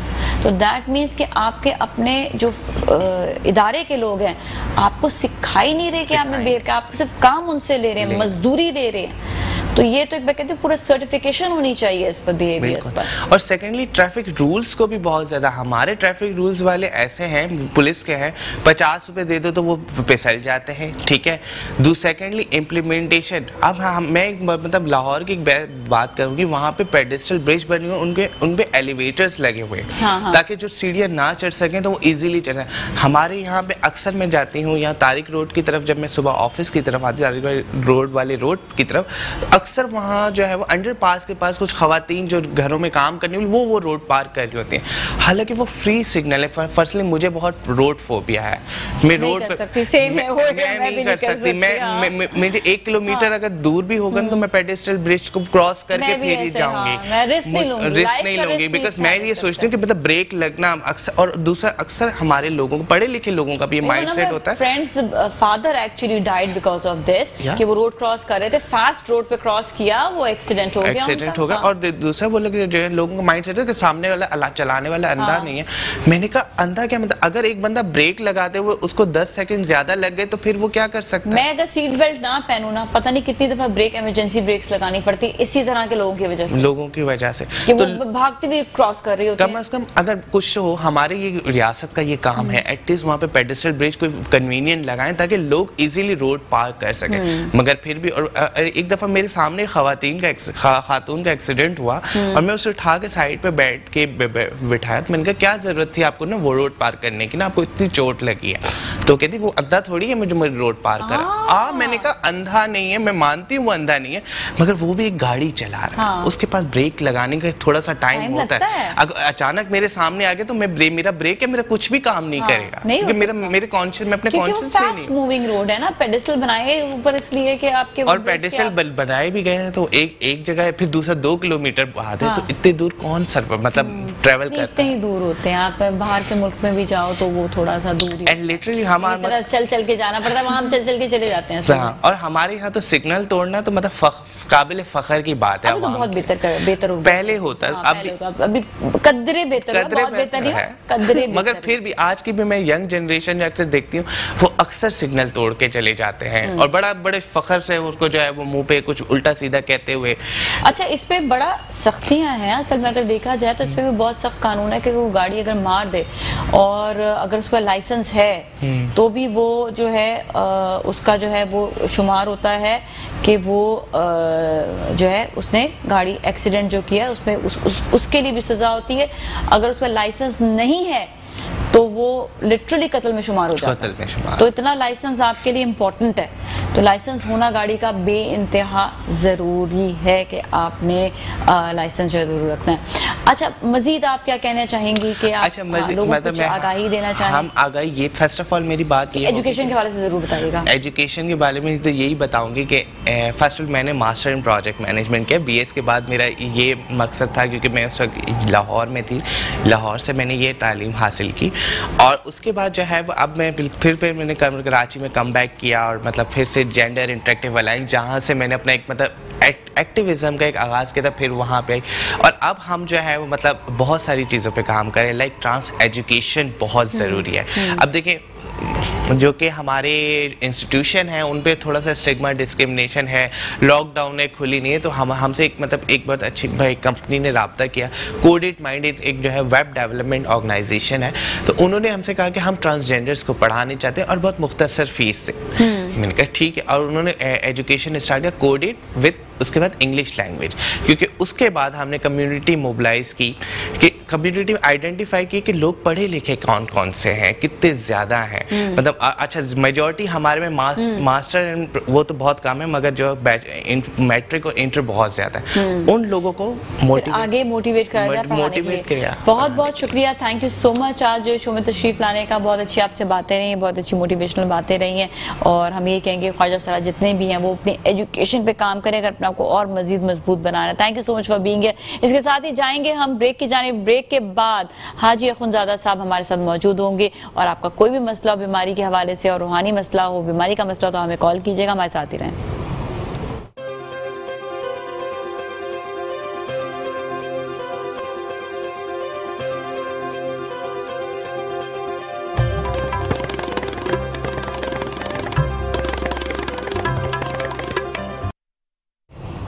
जी नाजरीन, एक बार फिर हम आपके साथ मौजूद हैं मुस्कुराती सुबह में और आपके बहुत ही फेवरेट हाजी अखुंज़ादुद्दीन मोहम्मद साहब हमारे साथ हैं और इनसे हम गुफ्तगू करेंगे। अगर आपका कोई भी मसला है, कोई भी इलाज आपको करवाना है, रूहानी हो या आपका अपना तबी इलाज हो, तो आप हमें ज़रूर अभी कांटेक्ट कर सकते हैं, कॉल कर सकते हैं। तो हम पहले तो बात करते हैं हाजी साहब से। अस्सलाम वालेकुम, कैसे हैं? ठीक ठाक हैं? वालेकुम अस्सलाम रहमतुल्लाहि व बरकातुहू। अल्हम्दुलिल्लाह, अल्लाह पर मुश्किल नहीं कायनात मुश्किल, बिल्कुल ठीक हूँ। आज तो आप पहले तो ये बताएं, पॉजिटिव पर्सनैलिटी का जो है ना ये राज बताइएगा। आपके आने से ऑरा जो है वो बड़ा अच्छा हो जाता है, मतलब गुड हो जाता है। जहाँ अल्लाह की चाहत, अल्लाह का प्यार आता है, वहाँ ये सब कुछ होता है। अल्हम्दुलिल्लाह, ये सब कुछ अल्लाह की मोहब्बत, अल्लाह का प्यार है। मेरी कोई हैसियत नहीं है, ना मैं कुछ हूँ, ये सब अल्लाह मेरी इलाज रखता है। अल्लाह शिफा देता है, रोटी देता है, रोज़ी देता है, सारे मामलात होते हैं, ज़िंदगी देता है। मैं दुआ करता हूँ, मेरा काम है दुआ। इतनी सी हद है दुआ की, आगे मामला अल्लाह का है। अल्लाह। तो अब हमारे साथ प्यारी सी बच्ची मौजूद है जिनका जो है इलाज के हवाले से बताएंगे कि आपने इनका इलाज किया था। हमें अच्छी बात ये लगती है कि आप उन लोगों को लेकर आते हैं सामने जिनके इलाज हो चुके होते हैं। और मेरे कितने अब ऐसे ऐसा पता चल रहा है, मेरी कितनी सहेलियाँ जो हैं वो ऑलरेडी हाजी साहब के पास आ चुकी हैं और वो जो है कोई तो अब आना भी शुरू हो गए हैं। तो ये है कि मामला जो है वो बेहतर होते चले जा रहे हैं लोगों के, और अल्हम्दुलिल्लाह आप जो है इसका बहुत ज़्यादा आप ख्याल रखते हैं लोगों का। जी, मैं दोनों चीज़ों को लेकर चल रहा हूँ। जी नाज़िया, पहला सवाल तो ये है कि जिन मरीजों को आज से 20 साल पहले इलाज हुआ, 25 साल पहले इलाज, उनको बुला के पेश करने का मकसद है कि अल्हम्दुलिल्लाह वो अभी तक ठीक है। एक सवाल ये है। दूसरे वो लोग हैं जो अभी इलाज करवा के ठीक हुए तो ला के पेश कर दी, उनकी रिपोर्टें रखी, ऊपर नीचे जो मामला हैं पहले की कैसी अब कैसी हैं, वो चीज़ें सारी। जैसे ये हमारी शहज़ादी बेटी है, इसका एक सवाल है कि ये एक तकलीफ़ गुजारी है एक्जिमे की, एलर्जी की, जो भी इसको कह लें। तो ये इलाज करवा के थक के एक दिन 2 दिन ठीक, फिर वही हाल, एक दिन ठीक, फिर वही हाल। जब मेरे पास आके इन्होंने इलाज करवाया तो अल्हम्दुलिल्लाह ठीक। आज तकरीबन 3 साल हो गए, अल्हम्दुलिल्लाह दोबारा ज़रूरत नहीं पड़ी। हाँ, लेकिन एक काम अच्छा है, तमाम सुनने वालों के लिए भी ज़रूरी है और शादी के लिए भी ज़रूरी है, मेरे आपके लिए भी ज़रूरी है। हफ्ते में एक दफ़ा आके दम कराते रहा करो, उससे आप लोग महफूज रहते हैं। हाँ, ठीक है ना? ये वाली बात आप मतलब है कि बुरे एहसास से महफूज रहते हैं, जन जादू से महफूज रहते हैं, बीमारियों से महफूज रहते हैं। आप अपनी जगह पे कामयाब तरीन ज़िंदगी गुजारे होते हैं। बिल्कुल। तो और जो नहीं आ सकते हैं वो हमारी शो के जरिए, जिस तरह जो दूर इलाकों में रहते हैं और कराची से बाहर हैं, दुनिया में कहीं भी है, तो दुनिया में कहीं पर भी वो हमारे शो के जरिए जो है दुआ ले सकते हैं। लेकिन जो कराची में हैं या जो कराची में आ रहे हैं वो स्पेशली आपके पास जरूर है, क्योंकि फिजिकली एक दफा जो देखना होता है ना वो अलग बात होती है। बिल्कुल सही बात है। देखिए, मसला ये आ रहा है कि जो लोग आके सामने बैठते हैं वो अपनी तफसील देते हैं, उसकी बात अलग होती है, कोई फ़ोन में बात उनकी तफसील में कोई फ़र्क आ जाता है। हाँ। जो लोग पाकिस्तान से कहीं से भी अपनी रिपोर्ट्स देते हैं, फिर हम डॉक्टर से हमारी मीटिंग होती है, जो हमारे साथी डॉक्टर हैं, डॉक्टर वो जो मेरे पास ज़ेर इलाज है। ठीक, क्या बोला? ज़ेर इलाज है। वरना मैंने जो डॉक्टर्स को देखा है जिनके भयानक से भयानक 3 मामले मैंने हल किए, बीमारियां ठीक हुई, उनको मैंने रिक्वायर बैठे मीटिंग करनी है कि मरीज़ के बारे में ये मेडिकल रिपोर्ट्स हैं, हम इस पर आपसे आपकी राय जानना चाहता हूँ। इलाज तो मैं कर रहा हूँ, तुम शिफाला देता है डॉक्टर, मेरी दवाई के बारे में अली भी नहीं खबर, लेकिन फिर भी मैं अपने तौर पर उनकी राय मैं लेता भी हूँ, उनकी राय का एहतराम भी करता हूँ। जी ऐसा मैं शाम को आ रही हूँ, जी ऐसा मैं कल सुबह आ रहा हूँ। 2 साल के बाद डॉक्टर साहब आए, कह रहे जी वो आप रिपोर्ट चेक करें। मैंने 2 साल गुजर गए, मरीज भी ठीक हो चुका है, शादी हो चुकी, बच्चे पैदा हुए। तो ये कि अपना जो है तो ये सूरत हाल देखें, बड़ी अजीब। मैं यूँ कहूँगा कि जो डॉक्टर ज़रा इलाज हैं वो तो आते हैं, क्योंकि मजबूरी है, उन्होंने अपने इलाज के लिए आना होता है और उससे हमारा साथ देते हैं। लेकिन हमारे पास जो डॉक्टर तस्मीम बिल्लू है तो उसका कोई जवाब नहीं, बेहतरीन डॉक्टर है और बगैर गर्ज के भी वो बात करती है और बात फ़ौरन जवाब देती है, फ़ौरन जवाब देती है। अल्लाह उसको सलामत रखे। तो ये चीज़ें बहुत फ़ायदेमंद होती हैं, उनके लिए भी होती है, मेरे लिए भी होती हैं। जब उनका इलाज होता है वो ठीक होते हैं, तो जबकि मेडिकल रिपोर्ट्स पहले कुछ और होती है, बाद में कुछ और होती है। तो मैं उनसे पूछता हूँ कि आप ही क्या राय है? उसका जवाब ये होता है जी हमारी राय तो यही है कि ये हमारी समझ से बहुत ऊंची बात है, ये अल्लाह का मौजज़ा है, हम तो उसको इलाज नहीं कर सकते हैं, अल्लाह का मौजज़ा कर सकते हैं। अच्छा, कई ऐसे हैं, बल्कि मैं एक लड़की को भी जानती हूँ, उसको एक्जिमा बहुत अरसे से है, उसको कोई 4 साल हो गए, 3 साल, वो डॉक्टर पे जाती है लेकिन इलाज नहीं। अब वो भी मतलब वो तंग आ चुकी है इस चीज़ से, ये एक्जिमा ठीक क्यों नहीं हो पाता? देखिए, मैं इस बारे में कुछ नहीं कह सकता, इसलिए क्योंकि जो लोग मतलब दवाइयों से क्यों ठीक, आपके पास तो आके ठीक हो जाता है, दवाइयों से क्यों नहीं ठीक हो पाता? हाँ देखिए, हाँ डॉक्टर के पास रूहानियत नहीं है। हाँ हर डॉक्टर के पास रूहानियत नहीं, कुछ डॉक्टर्स हैं अल्लाह वाले हैं जो उनके लिए दुआ करते हैं, जिससे कि पहले ज़माने में कहते थे कि दिन को हकीम दवाई देता था और रात को जानमाज से बैठ के उनकी शिफा की दुआ मांगता था, करते थे, ठीक है ना। बिल्कुल, वो चीज़ें तो ख़त्म हो गई, अब तो हर चीज़ तो गोली में चली गई, डॉक्टर भी चली गई। लेकिन अब भी कुछ डॉक्टर अल्लाह वाले हैं जो रात को अल्लाह से दुआ मांगते हैं सब मरीज़ों को ठीक होने के लिए। लेकिन कुछ ऐसे कहते हैं कि डॉक्टर मरीज़ बर्बाद है, डॉक्टर बर्बाद है, अगर मरीज़ सेहतयाब है तो डॉक्टर बर्बाद है, क्योंकि पैसों में कमी हो जाती है। तो ये चीज़ें सुनने को मिलती हैं, देखने को मिलती हैं, प्रैक्टिकल भी होता है इनका। एक छोटी सी मसाला दूँ कि हमारे इस चैनल पे नहीं, दूसरी चैनल में एक साहब हमारे आ चुके हैं, साजिद लुकमान साहब लाहौर में होते हैं, तो उसको एपेटाइटिस से उसका पूरा वजूद में आपको मैं फोटोग्राफ भेजूँगा आपको, आप किसी फो में अपने यहाँ दिखा देना, टीवी पे दिखा देना। हल्दी, पूरी हल्दी बह रही है, नाखून पूरी हल्दी, आँखें ऐसा जैसे कहने में आपको अंडे की जर्दी है, बिल्कुल पूरा वजूद से। डॉक्टर ने जवाब दिया, आया यहाँ इलाज हुआ, उसकी बहनियाँ कराची में थी लोग ना, इलाज होने के बाद माशाल्लाह वो ठीक हुआ, ठीक होने के बाद उसकी रिपोर्ट 100% क्लियर हुई।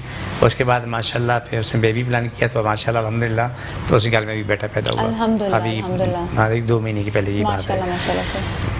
दो चीज़ें सीख लो कि जो परहेज करते हैं, कुरान पढ़ के आते हैं, पढ़ते हैं, दवाई खाते हैं, उनके लिए कोई मुश्किल नहीं है, वो कामयाब हो जाते हैं। जो ये चीज़ें नहीं करते हैं कामयाब तो होते हैं, लेकिन स्लो हो जाता है, प्रोसीजर स्लो हो जाता है। तो जो चीज़ें जो भी लोग हम जो कोशिश करते हैं दुनिया की बगार सामने की कोशिश करते हैं।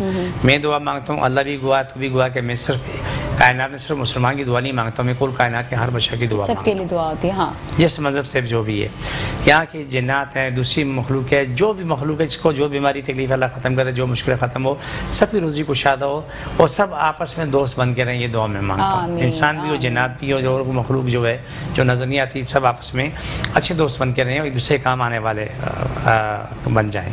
तो ये दुआ मैं क्यों करता हूँ कि मैं सारी कायनात को लेके चल रहा हूँ, सिर्फ एक मुसलमान के लिए नहीं मैं कर रहा हूँ, सारी कायनात को लेके चल रहा हूँ, इस ज़मीन को लेके चल रहा हूँ। तो मेरा अल्लाह मेरी इलाज रखे और अल्हम्दुलिल्लाह जहाँ तक भी दुनिया है वहाँ तुमको शिफा मिल रही। जो जिसने मुझे देखा नहीं, जो मुझे जानता नहीं, जो मुझे पहचानता नहीं, जो मेरे पास कभी आया नहीं, जिसने मेरा कभी नाम भी नहीं सुना, शिफा उसको भी मिल रही है अल्हम्दुलिल्लाह। क्यों? तो उसके लिए मैं दुआ कर रहा होता हूँ। बिल्कुल। अच्छा, मैं ये चीज़ तो है कि दुआ में बहुत ताकत होती है, लोग इस बात को अंडरस्टैंड नहीं कर रहे होते हैं, कभी यहाँ भाग रहे हैं, कभी वहाँ भाग रहे हैं। शिफा के लिए मैं कहती हूँ, ये आपने बहुत अच्छी बात कही है कि एक डॉक्टर को दुआ मांगना ज़रूरी है, और आप में तो हर ये चीज़ है कि आप दुआ के साथ साथ दवाई भी होती है, लेकिन दुआ भी आप करते हैं, और वो दुआ जो है वो आपकी बड़ी कमाल की माशाल्लाह से अल्हम्दुलिल्लाह बड़ी अच्छी दुआ। आपसे दुआ करना सीख रहे हैं और इंशाल्लाह जो है ये लोग जो देख रहे हैं ये दुआ आप इस बात की गवाह हैं। आपके यहाँ पर एक खातून बैठी थी, जैसे गले में मसला हो गया था, कोई बलोच साहबा थी, तो उसके एकदम उसने आप इशारा किया कि वक्फा लो, एक शो में यहीं पे हाँ, ठीक है, एक हाँ उसी तो वक्त उनका ठीक हो गया था। हाँ, और वो कह रही मुझे अक्सर होता रहता है, ये होता रहता है, ठीक है, और चंद सेकंड लगे, बिल्कुल ठीक हो गई। मतलब वो कह रही थी कि मुझे ऐसा था, ठसका उसको आ गया था, और वो कह रही मुझे ऐसा था कि मैं अब जो है पता नहीं क्या होगा, और माशाल्लाह अल्हम्दुलिल्लाह आपने उसको ऐसा, क्योंकि मैं सामने बैठा देख रहा था, वो बार-बार आपको इशारा कर रही थी कि ब्रेक, और फिर हमने ब्रेक ली, उसके बाद फिर तो अल्हम्दुलिल्लाह यही नहीं बल्कि आपके मैं क्लिनिक जब आई थी, आपको मैं बता भी दूं कि आपका क्लिनिक है किधर, आपने बहादुराबाद देखा होगा सबने, और बहादुराबाद में आपने बहादुराबाद चुरंगी भी देखी है। चुरंगी के आपके एक साइड पर सिलानी है और दूसरी साइड पर एक्सपो पिज़्ज़ा है, और उनके बीच वाली जो बिल्डिंग है, हाँ जो गली है उसमें आप जाएंगे तो बीच पे ही बिल्कुल बिल्डिंग जो है वहाँ पर सामने इतना बड़ा बोर्ड लगा हुआ, आराम से उल्टे हाथ पर देखेंगे। अगर वो यहाँ से आएंगे एक्सपो पिज़्ज़ा से आएंगे तो उनको उल्टे हाथ को लगेगा, सीधे हाथ को आएगा। तो सामने एक बिल्डिंग बन रही है जो पहले पार्क था, पार्क अभी भी वो पार्क में बनी, क्यों इन लोगों के खिलाफ कार्रवाई नहीं हो सकती, बहरहाल उसे छोड़ हमारा मैटर नहीं है। हाँ। लेकिन पार्क में जो बिल्डिंग बनी है उसके बिल्कुल सामने है, आमने सामने, और आपने जो है वहाँ पर जाना है, और आप देखिए 2 से 8 बजे तक का टाइम है, वीकडे, और इतवार सुबह 10 से दोपहर 2 का टाइम है, ठीक है सर। और अगर कॉल्स जो है वो अभी भी चल रही होंगी, आपने एड्रेस मालूम करना, आप एड्रेस मालूम करें। अच्छा, इलाज के लिए देखिए सबसे ज़्यादा इंपॉर्टेंट जो चीज़ होती है वो ये होती है कि किस तरह से आप अपना जो है पूरी डिटेल्स बताएं और परहेज़ करें। अच्छा, थोड़ा सा हम दिल की बीमारियों के बारे से बात करते हैं आज, कि दिल की बीमारियां जो है वो बहुत तरह की, एक तो ये कि कोलेस्ट्रॉल से, फिर इंसान की एक ओल्ड एज, वीकन हो जाता है दिल, तो क्या परहेज़ करें, क्या दवाई है, क्या ख्याल रखें, किस तरह से आप इसका इलाज करते हैं? देखिए, सबसे पहली बात तो कि दिल के मरीज़ के लिए बहुत ज़रूरी है कि वो बगैर चिकनाट की चीज़ इस्तेमाल करें। जो भी उसे खाना बने तो कोशिश करें कि बगैर तेल और घी के बनाएं, ये सबसे बड़ा फ़ायदा है। ठीक है। घी इस्तेमाल करें देसी, असल में ले उसका जवाब नहीं है। ठीक है, दिल के मरीज़ वालों का सबसे सस्ता तरीन इलाज है शराने बने, वाल बने। अल्लाह को अल्हम्दुलिल्लाह, आपका मुश्किल नहीं, कायनात मुश्किल नहीं है, सब ठीक हो जाते हैं। अगर बहुत मोटे भी हैं तो उसमें दवाई इस्तेमाल के साथ मोटापा भी कम होने लगता है, जो ज़रूरी है। हाँ, चर्बी भी कम होने लगती है, सेहत आती रहती है, वाल खुलना शुरू हो जाते हैं, शराने खुलना शुरू हो जाती हैं। और फिर वही इलाज जो है, जो किसी जैसे फालिज वाले मरीज़ हैं, फालिज वाले मरीज जो उसके दिमाग में जो ना खून जम जाता है, नसों में जो है क्लॉट बन जाते हैं, वही जो हार्ट की दवा है वो फालिज के लिए भी इस्तेमाल होती है। अच्छा। वो दिमाग की नसों में से वो खून को पिघलाने लगती है, पिघलाएगी। अच्छा, चलिए से तरह बात पिघलाने के बाद जो है ना, फिर वो इंसान अपनी ज़िंदगी में वापस आ जाता है। ठीक है, सही है। हम जरा परहेज पर भी बात करेंगे, इसके साथ ही भी जाएंगे ब्रेक की जाने। ब्रेक के बाद वापस मिलते, कहीं ना जाइएगा।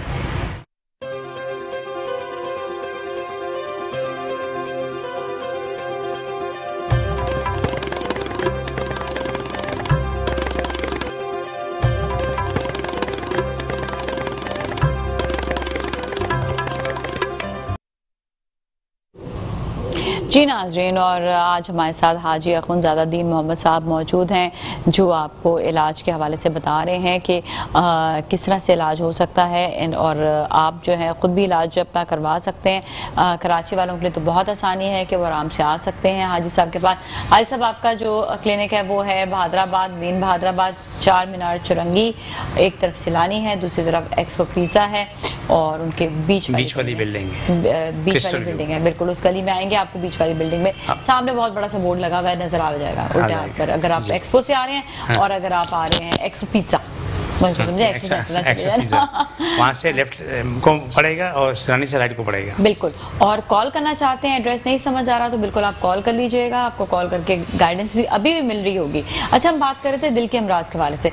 वो दिल के अमराज जो बहुत ही वीक हो जाए दिल, और बहुत उसका जो परसेंटेज कम काम करे, उसके लिए भी आपने बताया कि इलाज है। अल्हम्दुलिल्लाह जी, हमारे पास ऐसे काफ़ी मरीज़ हैं जिनका दिल जो है ना 20-22% काम कर रहा था, तो अल्हम्दुलिल्लाह उनका इलाज होने के बाद वो 35% में पहुंचा। माशाल्लाह से 35 पर पहुँचने के बाद माशाल्लाह वो खातून से माशाल्लाह शादी हो गई और अपने घर की हो गई है, इस तरीके से। और वो कई लोग हमारे पहले भी हिस्ट्री में मेट्रो प्रोग्राम आ चुके हैं। सरदार साहब हैं, आसिफ साहब हैं, उनका दिल जो है ना 25% काम कर रहा था, वो माशाल्लाह 35 पे चला गया है। और 35% में काम करने के बाद उन्होंने अपने दादी छोड़ दिया। 5-6 साल के बाद दोबारा तकलीफ हुई और फिर दौड़ के आए। लेकिन अब हालत उनकी ज़्यादा ख़राब है। अल्लाह रहम करे। देखें, बीमारी कोई भी है, दिल की है, दिमाग की है या आँखों की है, वक्त पे इलाज करा रहे ना, बड़ी कामयाबी है। और उसका आपने कहा ना कि एक दफ़ा चक्कर ज़रूर लगा लेंगे। लोग ये करते हैं कि आकर ना भूल जाते हैं, फिर ये कि वो जो है वापस जो है ना वो आते नहीं है कि बस अब तो हो गए ना, ठीक हो गए। लेकिन कहते हैं ना कि रीचेकिंग ज़रूरी होता है। देखिए, अपने आप फैसले करना गलत साबित होते हैं। अपने मालिज से फैसले करा लो, बेहतर है। जो आपके इलाज कर रहे हैं, देखो आप मेरे पास आप आई, आपका इलाज हुआ, मुझे मालूम है कितनी बेहतर हुई। बिल्कुल। फिर आपको मैंने दूसरी दवाई दी, और बेहतर हुई। आज आपकी हालत पहले से बहुत ज्यादा बेहतर है। कहाँ मैं मतलब ठीक है, इतनी परेशानी आपके रेफरेंस से जो भी खातून आई, जो कि डिप्रेशन का बहुत भयानक हाल था, आज से बहुत बेहतर है। बीमारी कोई भी है, सबका इलाज होता है, शिफा रब देता है। मैं कोशिश करता हूँ, लेकिन आना ज़रूरी है, बैठ के बात करनी ज़रूरी है। लेकिन 2 बातें और इजाफा कर दूँ, आप 10 साल की हिस्ट्री लेके ना बैठेंगे। छोटी बात करें और काम की बात करें। मेरे दादा को था, नाना को था, परदादा को था, वो चीज़ें मेरे काम की नहीं है। आपको क्या तकलीफ है, वो बोले मुझे ये तकलीफ है, जिसका शफा चाहिए। 10 साल से बीमार हूँ, 5 साल से बीमार हूँ, बात खत्म हो जाती है। बस यहाँ पर आपने जो है, ठीक है ना, 2 घंटे बात करने के बाद क्या बोलोगे, शफा चाहिए। तो उससे बेहतर छोटी बात करके तो शफा की तरफ आना चाहिए। जो मेरे पास लोग आते हैं, मैं सब अपने प्रोग्राम में बार बार कहता हूँ कि वो मेरे पास आने से पहले पेन किलर खा के ना आए, बुखार वाला बुखार की हालत में आए, दर्द वाला दर्द की हालत में आए, और बाद में बेशक खा ले, मना नहीं, दवाई खाना मना नहीं है, लेकिन मेरे पास आने से पहले ये ना खाने से बेहतर ये होगा कि जब मेरे पास आते हैं तकलीफ की हालत में, तो हमें जब उसका इलाज शुरू होता है तो थोड़ी ही देर में जवाब मिल जाता है कि तुम कितने बेहतर हुए। अच्छा, आपका एक ऑयल बहुत अच्छा है जो मैं भी यूज़ कर रही हूँ। मैं सबको ये ज़रूर बताऊँ कि जिनको भी साइनस का प्रॉब्लम है, मुझे बहुत ज़्यादा इससे फ़र्क इस तरह से पड़ा कि वो ऑयल मैं जहाँ पर भी जाती हूँ, एक तो वो कोरोना से भी बचाता है, मैंने सुना है कि ऑयल जब वो आप नाक पे लगा लेते हैं, और मैंने खुद भी हाजी साहब को भी देखा कि ये खुद भी यूज़ करते हैं, खुद भी और तो ये बड़ा अच्छा ऑयल है, और वो जो है नाक पे आप लगा लें तो उससे कि जितने भी डस्ट और गर्दो गुबार है तो वो जाता नहीं, और ऊपर से नाक उससे खुलता भी है, नाक खुल जाता है। प्लस ये कि आपके नाक के जो जरासीम आपके पेट में पहुँचते हैं, गले में पहुँचते हैं, वो वहीं के वहीं खत्म हो जाते हैं, वो बच जाता है इंसान से, इंसान बच जाता है। बहुत अच्छा है वो तो। गले पे लगाते हैं, नाक के अंदर लगाते हैं, जहाँ जहाँ तकलीफ है, खारिश है, दर्द है, एक्जिम है, वहाँ लगाते हैं। जहाँ नींद नहीं आती, 4-6 का सर में लगा के मालिश करो, सुकून से सो जाओ। माशाल्लाह। अच्छा, बच्ची बात एक्जिमा से याद आया, फिर तुम्हारी कहानी तो सुने, एक्जिमा का हुआ क्या था आखिर? मुझे काफ़ी टाइम से एलर्जी थी पैरों पे ना, बहुत इलाज कराया था डॉक्टर से, लेकिन फ़र्क ही नहीं पड़ता, वक्ती तौर पे पड़ता था, लेकिन फिर दोबारा से फिर हमने टीवी पे देखा था, फिर इनके पास मुझे लेके गई, फिर अल्हम्दुलिल्लाह मुझे 3 साल हो गए, दोबारा से मुझे वो प्रॉब्लम नहीं। लेकिन आप फिर भी अपना जो चेकअप मैं 3 साल में। अच्छा, कॉलर है, जरा उनसे भी बात कर लेते हैं। अस्सलाम वालेकुम। अस्सलाम वालेकुम जी, क्या कहेंगी? जी जी, सवाल कीजिएगा। हाँ जी, वो ना मेरे तो ब्रेन हैमरेज हो गया है, तो उनकी ना याददाश्त, ब्रेन हैमरेज, तो उसके लिए मैंने पूछना था। याददाश्त ठीक नहीं है, चल फिर रहे हैं वो या नहीं? चल फिर रहे हैं, उनको फालिज भी हो गया था दाएं पैर पे ना।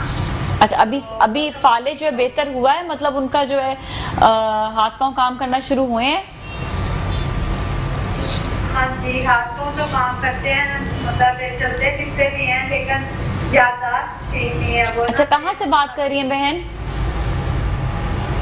मैं इस्लामाबाद से बात कर रही हूँ। इस्लामाबाद से, ठीक है। आप लाइन पर आप के सुनती रहें, भी टेलीविजन पर देखें, कुछ सवाल करना है इनसे इनके लिए बेहतर रास्ता ये है कि ये मुझे 2 बजे के बाद फ़ोन कर लें। ठीक है बहन, आप एक दफ़ा 2 बजे के बाद फ़ोन भी कर लें, क्योंकि ये याददाश्त का मसला है, और नंबर जो है वो स्क्रीन पर चल रहा है। जी, याददाश्त ठीक हो जाएगी, हो जाएगी इंशाल्लाह। इंशाल्लाह, मेरा कोई दावा नहीं है, लेकिन 1000 खां लोग हैं जिनकी याददाश्तें ठीक हुई हैं, और 1-2 की याददाश्त ठीक होने के बाद हमने अज़ीज़ भी उठाई है।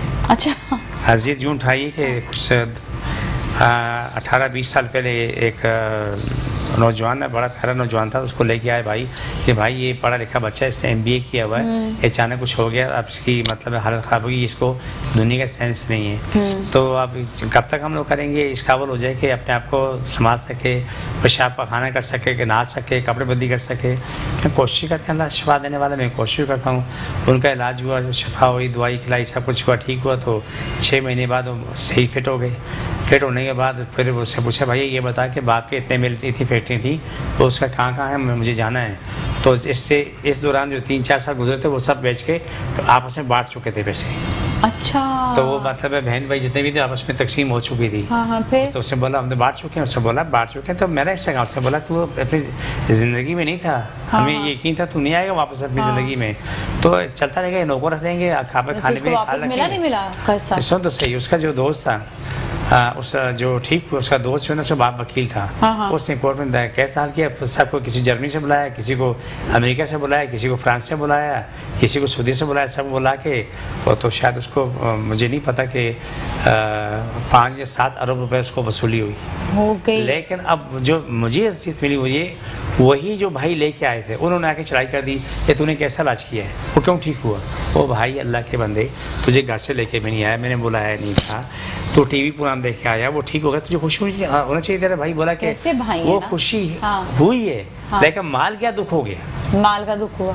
हाँ, माल के साफ बोला, हमारे पास माल चला गया ना, इसका दुख है। कैसे है ना, मतलब माल जिंदगी में जाना है, ये जो रिश्ते हैं ये तो रहेंगे, नहीं समझते। उनका जिन लोगों का दीन ईमान अल्लाह रसूल नहीं रहा, सिर्फ उनका ईमान पैसा और दौलत जायदाद है ना, वो अल्लाह रसूल को उनको समझ में नहीं आता है।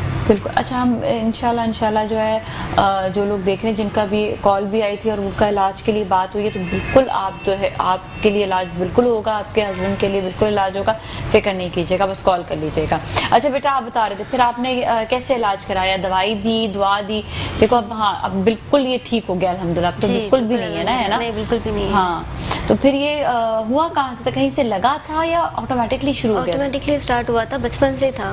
बचपन से ही था? और देखो तुमने कितनी जगह पर गई और कहाँ गई। अच्छा, ये मैं कोई 5वां या 10वां में केस देख रही हूँ एक्जिमा का, जो मतलब दवाइयाँ डॉक्टर्स दिए चले जाते हैं, ठीक नहीं होता, और अल्हम्दुलिल्लाह ये जो है ये मैं कभी प्रॉब्लम था। हाँ, मैं कभी प्रॉब्लम था। हाँ, अभी एक मैं जानने वाली, मैं उनको बहुत ज्यादा बोलती हूँ, मैं कहती हूँ कि वो असल में क्रिश्चियन कम्युनिटी से है ना, तो मैंने उनको यही कहा, मैंने कहा क्रिश्चियन में कोई बात नहीं, आप जाओ बेशक। हाँ, मेरे पास मजहब का तकाजा नहीं है ना, मेरे पास इंसानियत का तकाजा है। तो अल्हम्दुलिल्लाह ये शादी जब आई, वालदा लेके आई तो इसका इलाज हुआ, तो अल्हम्दुलिल्लाह बहुत जल्दी ठीक हो गई। बिल्कुल। और तो अगर किसी और मजहब से भी है तो ये डॉक्टर साहब हैं, आपको कोई उसके वो नहीं है यार।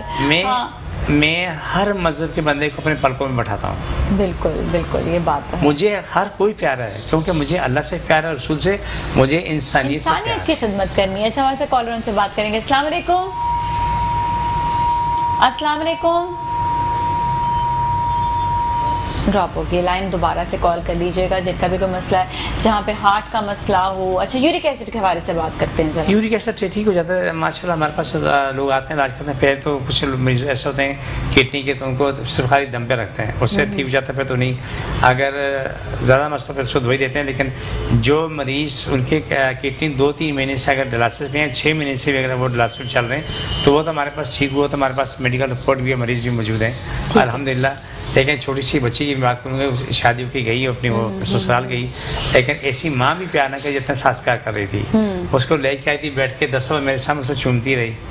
तो उसको वो ये कि जब वो 8वें महीने में बचा था, तो वो बीपी हाई हुआ और गुर्दे ख़त्म हो गए, बच्चा भी शायद पेट में मर गया। उसके बाद उसकी हालत ख़राब हुई, तो ये सूरत चली, लेकिन माशाल्लाह उसका इलाज हुआ, ठीक हो गई। अच्छा, कॉलेज से बात कर लेते हैं। अस्सलाम वालेकुम। जी, ज़रा सा ऊँचा बोलिएगा। हेलो, अस्सलाम वालेकुम। वालेकुम अस्सलाम जी, सवाल करें। मैं आमिर बोल रहा हूँ। हाँ। ये मेरे को जैसे नींद नहीं आती और हाथ पाँव सुन होते हैं। नींद नहीं आती जी? ठीक है। और पाँव सुन हो जाते हैं? हाथ पाँव सुन होते हैं। हाथ पाँव सुन होते हैं। कहाँ से बोल रहे हैं बच्चे आप? कहाँ से बात करें? कराची डिफेंस, क्लिफ्टन से बात करें। आप एक काम करो, 2 बोतलें पानी लेके आ जाओ, दोपहर 2 बजे से लेकर रात 8 टाइम है, इस टाइम आ जाओ, आके इलाज कराओ। और आपने जो हमने कहा कहना, आपने वो मानना है। मुँह के मज़े छोड़ने होंगे ज़िंदगी मज़े लेने के लिए। हाँ, ये याद रखो, मुँह के मज़े छोड़ने होते हैं ज़िंदगी मज़े लेने के लिए। अगर ज़िंदगी मज़े लेने हैं तो वो चीज़ें छोड़ो जो मना करते हैं। अगर मुँह के मज़े लेने हैं तो फिर बीमार रहो। सही, बस आना तो पड़ेगा। अच्छा, आपने बताया था कि मतलब मेरे लिए आपने कहा था कि टमाटर अभी फिलहाल जो है मैं नहीं खाऊं ना, तो मैंने टमाटर के बजाय नेबल बदल के हम दही का ले सकते हैं खाने में? दही पकने में डाल सकते, मतलब पकने में ना, लेकिन दही नहीं खा सकते। वैसे नहीं खा रहे? चटनी बनाकर भी नहीं, मतलब उसका रायता भी नहीं, कुछ भी नहीं? आप चटनी के ये क्या नाम है, लहसुन की, मिर्चों की, धनी पुदीना चटनी बना के खा सकते हैं, वो बना नहीं, पर दही की नहीं। लेकिन दही खाने में डाल सकते हैं। नेबल बदल चाहिए था ना उसका, टमाटर का, तो क्या होगा? अभी टमाटर नहीं, टमाटर जब ठीक होने के बाद फिर बोलते हैं, फिर बोलते हैं ठीक है। टमाटर सब्जी नहीं, वो तो फल है ना। हाँ, फल है। हाँ, फल है, तो जो हमने उसको कहीं से उठा कहीं और लगा दिया है। हाँ, उसका काम कुछ और शो कर दिया। जायके के लिए लगा दी। लेकिन ये कि टमाटर से बचना बेहतर है। देखो, एक आजमा के देखो, टमाटर की जो ऊपर की जिल्द है वो कभी नहीं निकलती, छिलका। आप जब वॉशरूम जाओगे तो पूरी निकलती है। जितने भी गांव देहात में लोग टमाटर खाने वाले जब खेतों में जाते हैं, तो जब वहाँ पर अपना क्या नाम है फारूक होते हैं, तो वहीं से उसमें से टमाटर निकलना शुरू हो जाते हैं। जो बीज जो टमाटर खाया हुआ है कच्चा, बीज वैसे ही आता है, तो उसी में से टमाटर निकलना शुरू हो जाते हैं। अच्छा, हमारे साथ एक कॉलर और उनसे बात करेंगे। अस्सलाम वालेकुम। वालेकुम अस्सलाम जी, आप क्या सवाल करेंगे? मैडम, मैं जब सोता हूँ, लेटता हूँ ना, तो दाएं करता हूँ सर घूमने लगता है, बाएं करता हूँ घूमने लगता है, एकदम चक्कर आता है, और उठ के बैठता हूँ तो डर कराने लगता हूँ। तो मैंने डॉक्टर को दिखाया था, प्रोफेसर है शौकत अली, उनसे मुझे फायदा ही नहीं हो रहा। कोलेस्ट्रॉल की दवा दी थी उन्होंने मेरे को कि ये खाओ, इससे कोई आपका वो कोई चेक कराया था रीढ़ की हड्डी का? कोई सीटी स्कैन कराया था मेरा। तो कोई ब्लॉक है क्या? नहीं, उन्होंने बताया था दिमाग की खिलाएं बताया था, बोला वो कुछ हट गई अपनी जगह से। अच्छा। और मैं फिर सही भी हो गया था बीच में, बिल्कुल सही भी हो गया था मैं। ठीक है। आप कराची से बात कर रहे हैं ना? मैं औरंगी टाउन से कराची से बात कर रहा हूँ। बहुत अच्छा हो जाएगा कि आप हाजी साहब के पास आ जाए, सीरियसली बड़ी मेहरबानी में आ जाऊंगा। ठीक है, आप जरूर आ जाइएगा और ये बड़ा इंशाल्लाह खैर होगी, ठीक हो जाएगा इंशाल्लाह बिल्कुल ठीक होंगे। जो लोग मेहनत करते हैं, परहेज करते हैं, दवाई खाते हैं, अल्लाह का कलाम पढ़ते हैं, ऊपर जाते हैं, शानदार हो जाते हैं। जो उस मौके मर जाते हैं वो सब नीचे गिरे रहते हैं। बिल्कुल बिल्कुल। तो बेहतर है कि कुछ वक्त, महीना 2 महीने या 6 महीने साल आप मौके मज़े छोड़ दो, आपको ज़िंदगी मज़ा मिले, अपनी ज़िंदगी में आ जाओ, अल्लाह खैर से आगे जो भी है वो करते रहो। बिल्कुल बुरा नहीं है सब कुछ, और क्या इंशाल्लाह बात तो है। बिल्कुल ये तो है। तो बाकी ये है कि ज़रूरी होता है कि इंसान अपना जो है वो ख्याल रखे और अपना जो है वो इलाज जो है बहुत ज़रूरी है। देखो हमारे पास छोटे बच्चों को लेके आते हैं, 6 महीने, साल के, 2 साल के बच्चे होते हैं। जो 2 साल के बाद जो बच्चे, उनका दिल में सुराख होता है, 1 होता है, 2 होते हैं, 3 होते हैं, उनको हम दवा देना शुरू। बिल्कुल। अच्छा, हमारे से एक और कॉलर से बात करेंगे। अस्सलाम वालेकुम। वालेकुम सलाम। कैसी हैं भैया? जी आदित आपको मेरा सलाम, आप सबको बहुत सलाम। जी 2 सवाल है, आप 2 सवाल प्लीज सुन लीजिएगा। इससे पहले मैंने सवाल किया था, मेरे दिमाग में मिला था मुझे, तो मैं आपको, मेरी बेटी है, मेरी बेटी का नाम सोहा है ना, उनको ना मतलब माशाल्लाह हो गई 21 साल की हो गई है, लेकिन उन्होंने पढ़ाई वगैरह नहीं की, उनकी जहन बहुत कमजोर है। अब हम लोग ट्यूशन वगैरह पढ़ाते हैं, लेकिन उनको मतलब समझ में नहीं आता, भूल जाते हैं। अभी भी ट्यूशन वगैरह रख रहे हैं, थोड़ा दिमाग कमजोर है। वैसे मसला सब कुछ सही है, इनका करना सब आता है। आप जवाब सुने, मेरी बात सुने। एक और सवाल सुनिए जी, बोले। बेटी मेरी और है, उनकी एज है 22-23 साल। उनके ना पूरी बैक शोल्डर में बहुत शदीद दर्द होता है और काम ऐसे इसका एक ही इलाज है कि आप मरीजों को लेके आओ मेरे पास, लाके इलाज करो। मेरा कोई दावा नहीं, मेरी कोशिश है इंशाअल्लाह सुबह इंशाअल्लाह मेरे अल्लाह पे यकीन का मेरा अटल फैसला अल्लाह ताला शिफा देगा। ये इलाज, ये सब बीमारी काबिल इलाज होती हैं। देखें हमारे पास जो बच्चे आते हैं नाजिया, इसको होते हैं शॉर्ट ब्रेन, छोटे दिमाग के बच्चों को कोई सेंस नहीं होती कि वो गटर में गिरते हैं, बिजली के तारों पे गिरते हैं, उन्हें कुछ समझ नहीं, चलते फिरते रहते हैं, उन्हें समझ नहीं, दिमाग छोटा काम नहीं करता। जब उसके वालिदैन ने काम किया, मेहनत की, वो अपनी ज़िंदगी में ठीक ठाक आ गए। आने वाले प्रोग्राम में आपके पास ऐसे बच्चे आएंगे जो कि हॉस्पिटल में दाखिल थे, 12 लाख रुपये उन्होंने 8 महीने के पेमेंट की। ठीक है, हमारे पास आए और चंद टकों में शिफा मिली है, जो वो अपनी ज़िंदगी में ऐसे फर्स्ट क्लास से हम सोच भी नहीं सकते। तो आप देखें, अगर दिमाग का मसला है, कंधों का, पट्ठों का है, कोई मसला भी नहीं, इंशाल्लाह ठीक हो जाओगे।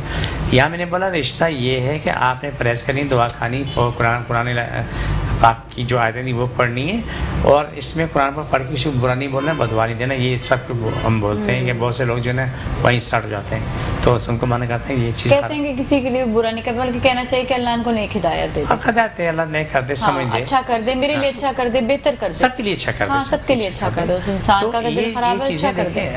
मैंने छोटी सी आपसे बात कुछ देर पहले की थी कि ये लंबी दास्तान सुनाने से बेहतर ये कि 4 लफ्ज़ों में बात पूरी की जाए। बिल्कुल, कई भाई ये मरीज है, इतने साल से बीमार है, उसकी ये तकलीफ है, बस ये काम बात बड़े काम की है। देखिए 2 घंटे बात कहानी सुनाने के बाद क्या बोलेंगे, हमें शिफा चाहिए, वो अल्लाह के बंदे पहले डायरेक्ट शिफा पे आ जाओ। हाँ ठीक है ना, इंशाल्लाह ताला। लोग ये भी पूछ रहे होते ना जी, किसी ने कुछ कराया है, हर दूसरा बंदा पूछता है किसने कराई, ये बताएं जरा, खोज में किसने कराया। आप कहते हैं जाके इलाज कराओ, किसने कराया, क्या कराया। मैं इनको जवाब देता हूँ, बड़े मजे का है, आप ही सुन लो, काम आ जाएगा। हाँ, मैं पूछता हूँ कि आपने कितने लोगों में जादू कराया है? कितने लोगों पे अमलियात कराए? बोला हमने तो नहीं कराए। तो मैंने कहा फिर दूसरा पे क्यों कराएगा, अपना ईमान क्यों गंदा करते हो? ये मैं सभी को समझाता हूँ, ठीक है ना। है आपके पास हाथ पेपर और पेन? बस सही है, यस, दुआ कराते। अच्छा, जितने भी लोग हैं जिसको जहाँ जहाँ पेन है इस वक्त, वो वहाँ पर हाथ रख लेंगे और हाजी साहब अभी दुआ कराएंगे, और ताकि आपको शिफा मिले। अपनी रोज़ी रोटी आपने बढ़ानी है तो सर पर और सीने पर हाथ रखें। सब जो भी इस वक्त देख रहे हैं हमें, जहाँ जहाँ टेलीविजन में मौजूद है, हर मजहब का घुटनों में दर्द है, किसी मजहब का भी इंसान हो, घुटनों में दर्द है घुटने पे हाथ रख लें, पिंडलियों में दर्द है पिंडली पे हाथ रख लें, आपका कमर में दर्द है कमर में हाथ रख लें, जहाँ आपको पेन है, इस वक्त सर में दर्द है, कंधे में दर्द है, जिधर भी आप वहाँ पे हाथ रख लीजिएगा, ठीक है। हम दुआ का आगाज़। बिस्मिल्लाहिर्रहमानिर्रहीम सल्लल्लाहु अलैहि वसल्लम। अल्लाह सबकी तकलीफ़ें बीमारी जादू ख़त्म हो, शिफा मिले, मुकम्मल शिफा मिले, पाकिस्तान इस्लाम सारी कायनात पे गालिब जाए, सारी कायनात हंसन हल मुल्क इस्लाम पाकिस्तान तक हो जाए, आमीन सुम्मा आमीन। जादू करने के वाले मर जाएँ, उनके दिमाग फट जाए, जिनमें जादू हुआ उनको शिफा मिल जाए, बीमारी ख़त्म हो जाए, शिफा मिल जाए, आमीन सुम्मा आमीन। सभी रोज़ी कुशादा हमेशा कुशादा हो, शादी ब्याह के मामले हल हो जाए, रोज़ी कुशादा हो, सारी कायनात में बसने वाले हर बशर को शिफा मिले, इंसान जिन्नात हैवानात कायनात की कोई भी जिंदा चीज़ है उसको जो भी तकलीफ़ है ख़त्म हो जाए, शिफा मिले, मुकम्मल शिफा मिले, आमीन सुम्मा आमीन। या रब ताला सब तकलीफ़ें बीमारी जादू मशहूर परेशानियाँ ख़त्म है, हमेशा ख़त्म, आमीन सुम्मा आमीन। छोड़ दोबारा पकड़ो, सारी तकलीफ़ें बीमारी जादू मशहूर परेशानियाँ ख़त्म हो, शिफा मिले, मुकम्मल शिफा मिले। छोड़ दोबारा पकड़ो, छोड़ दो दोबारा पकड़ो, सारे कायनात लोगों को शिफा मिले, हम सबकी रोज़ी कुशाद हो, मशे की कुशाद हो, जिन्नात ख़त्म हो जाए, जिन जादू करने वाले ख़त्म हो, जिन्नात को शिफा मिले, जो बुरे जिन्नात ख़त्म हो जो लोगों को तंग करते हैं, वकलात वाले भी अल्लाह उनको हिदायत नसीब करे, वो नेक हो जाएँ, आमीन सुम्मा आमीन। आमीन सुम्मा आमीन, आमीन सुम्मा आमीन। अल्लाह ताला सबको शिफा दे। बड़ा इंसान की ज़िंदगी में सबसे ज़्यादा कहते हैं कि सेहत जो है उसके लिए बहुत ज़्यादा इम्पोर्टेंट है। देखिए सेहत से बेहतर कोई बड़ी चीज़ कोई भी नहीं है ना। आपके पास अगर खरबुर पे पड़ा हुआ है, आप सदर पाकिस्तान है या सदर अफगानिस्तान है या सारी कायनात के हैं, सेहत ख़त्म होती है तो आपको दुनिया से जाना पड़ता है, तो सेहत होती है तो आप जब तक जिंदा तो सेहतमंद रहेंगे तो अच्छे काम करेंगे, कुछ कर सकते हैं। बिल्कुल आपका दिमाग से ही काम करता है, अच्छे काम कर सकते हैं इंसान, और हाँ सेहत के साथ साथ अच्छे काम भी कीजिए। अच्छा एक और चीज़ ये भी कि ये तो अभी हमने जिस तरह बात की है कि बीमारी की कोई अपने रोजी रोटी के लिए भी अगर मतलब होता है ना कि बाज़ सबकी रुकावट होती है, उसके लिए भी आपके पास आ सकते हैं। बिल्कुल आते हैं जी, लोग आते हैं, आना चाहिए। रोजी रोटी के लिए जो मुश्किलात होती हैं, रोजी की बंदिश होती है, रुकावट होती है, आके दम कराते हैं, कुरान पर कहते हैं, पढ़ने ले जाते हैं, पढ़ते तो रोजी खोल लेता है। ठीक देखें कुरान से ऊपर कोई दुनिया की चीज़ नहीं है, ये भूल जाएं सारे लोग कि मैं ये करूँगा, मैं ये करूँगा, मैं जादू करूँ, फलाना ये हो जाएगा। वो लाख जादू करें लेकिन जादू कुरान के सामने कुछ नहीं। अच्छा एक भी कॉलर थी जिन्होंने कॉल किया था, उन्होंने कहा कि उनको शुगर ज़्यादा हो गई है और उनके जो है ना जिसमें में पानी भी भर रहा है।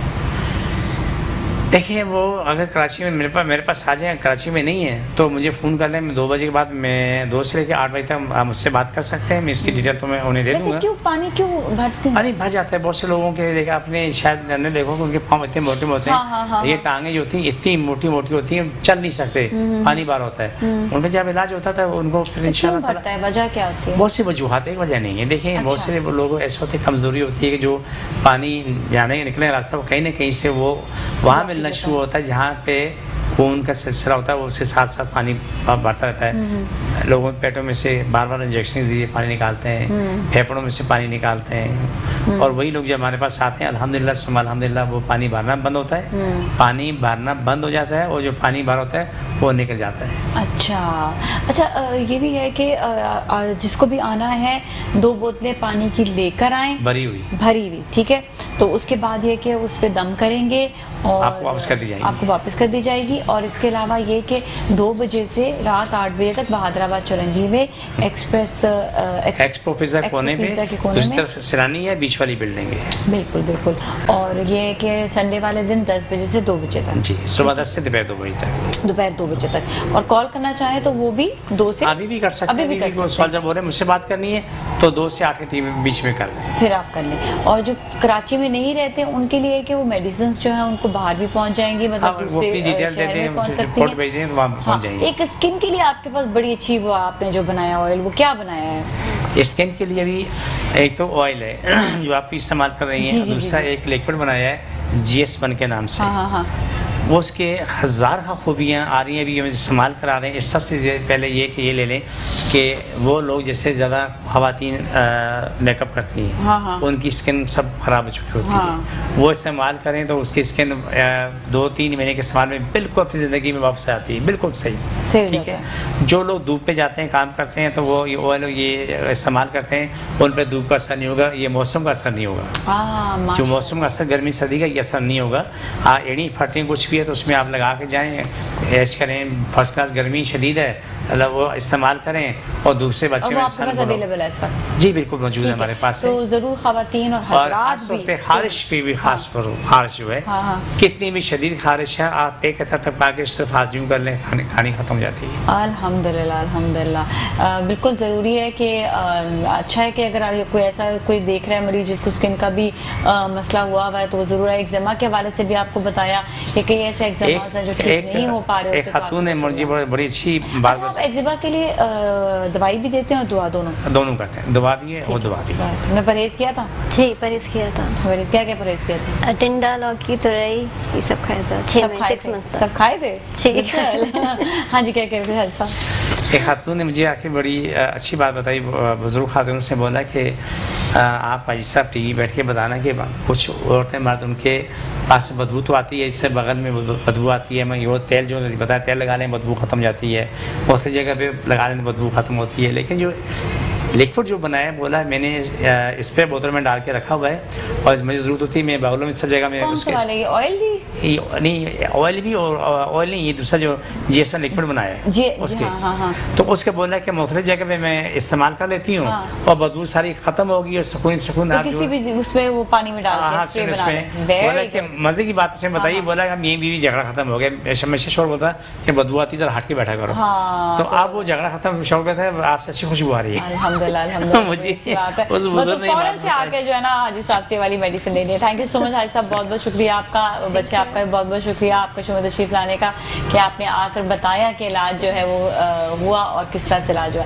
हाजी साहब ज़रूर आपसे दोबारा मुलाकात होगी, लेकिन जो लोग देख रहे हैं और अभी जिनकी कॉल्स नहीं मिल पाई, जिनसे बात नहीं हो पाई है, वो हाजी साहब को भी फ़ोन कर सकते हैं। नंबर्स आपने स्क्रीन पर देख लिए हैं और पूरा हफ्ता ये जो है अपने क्लिनिक पे होते हैं। इसके साथ ही नाज़रीन आज के लिए इतना, कल फिर मिलेंगे। अपना बहुत ख्याल रखिएगा। नाज़िया मलिक और टीम को दीजिए इजाज़त। अल्लाह हाफ़िज़।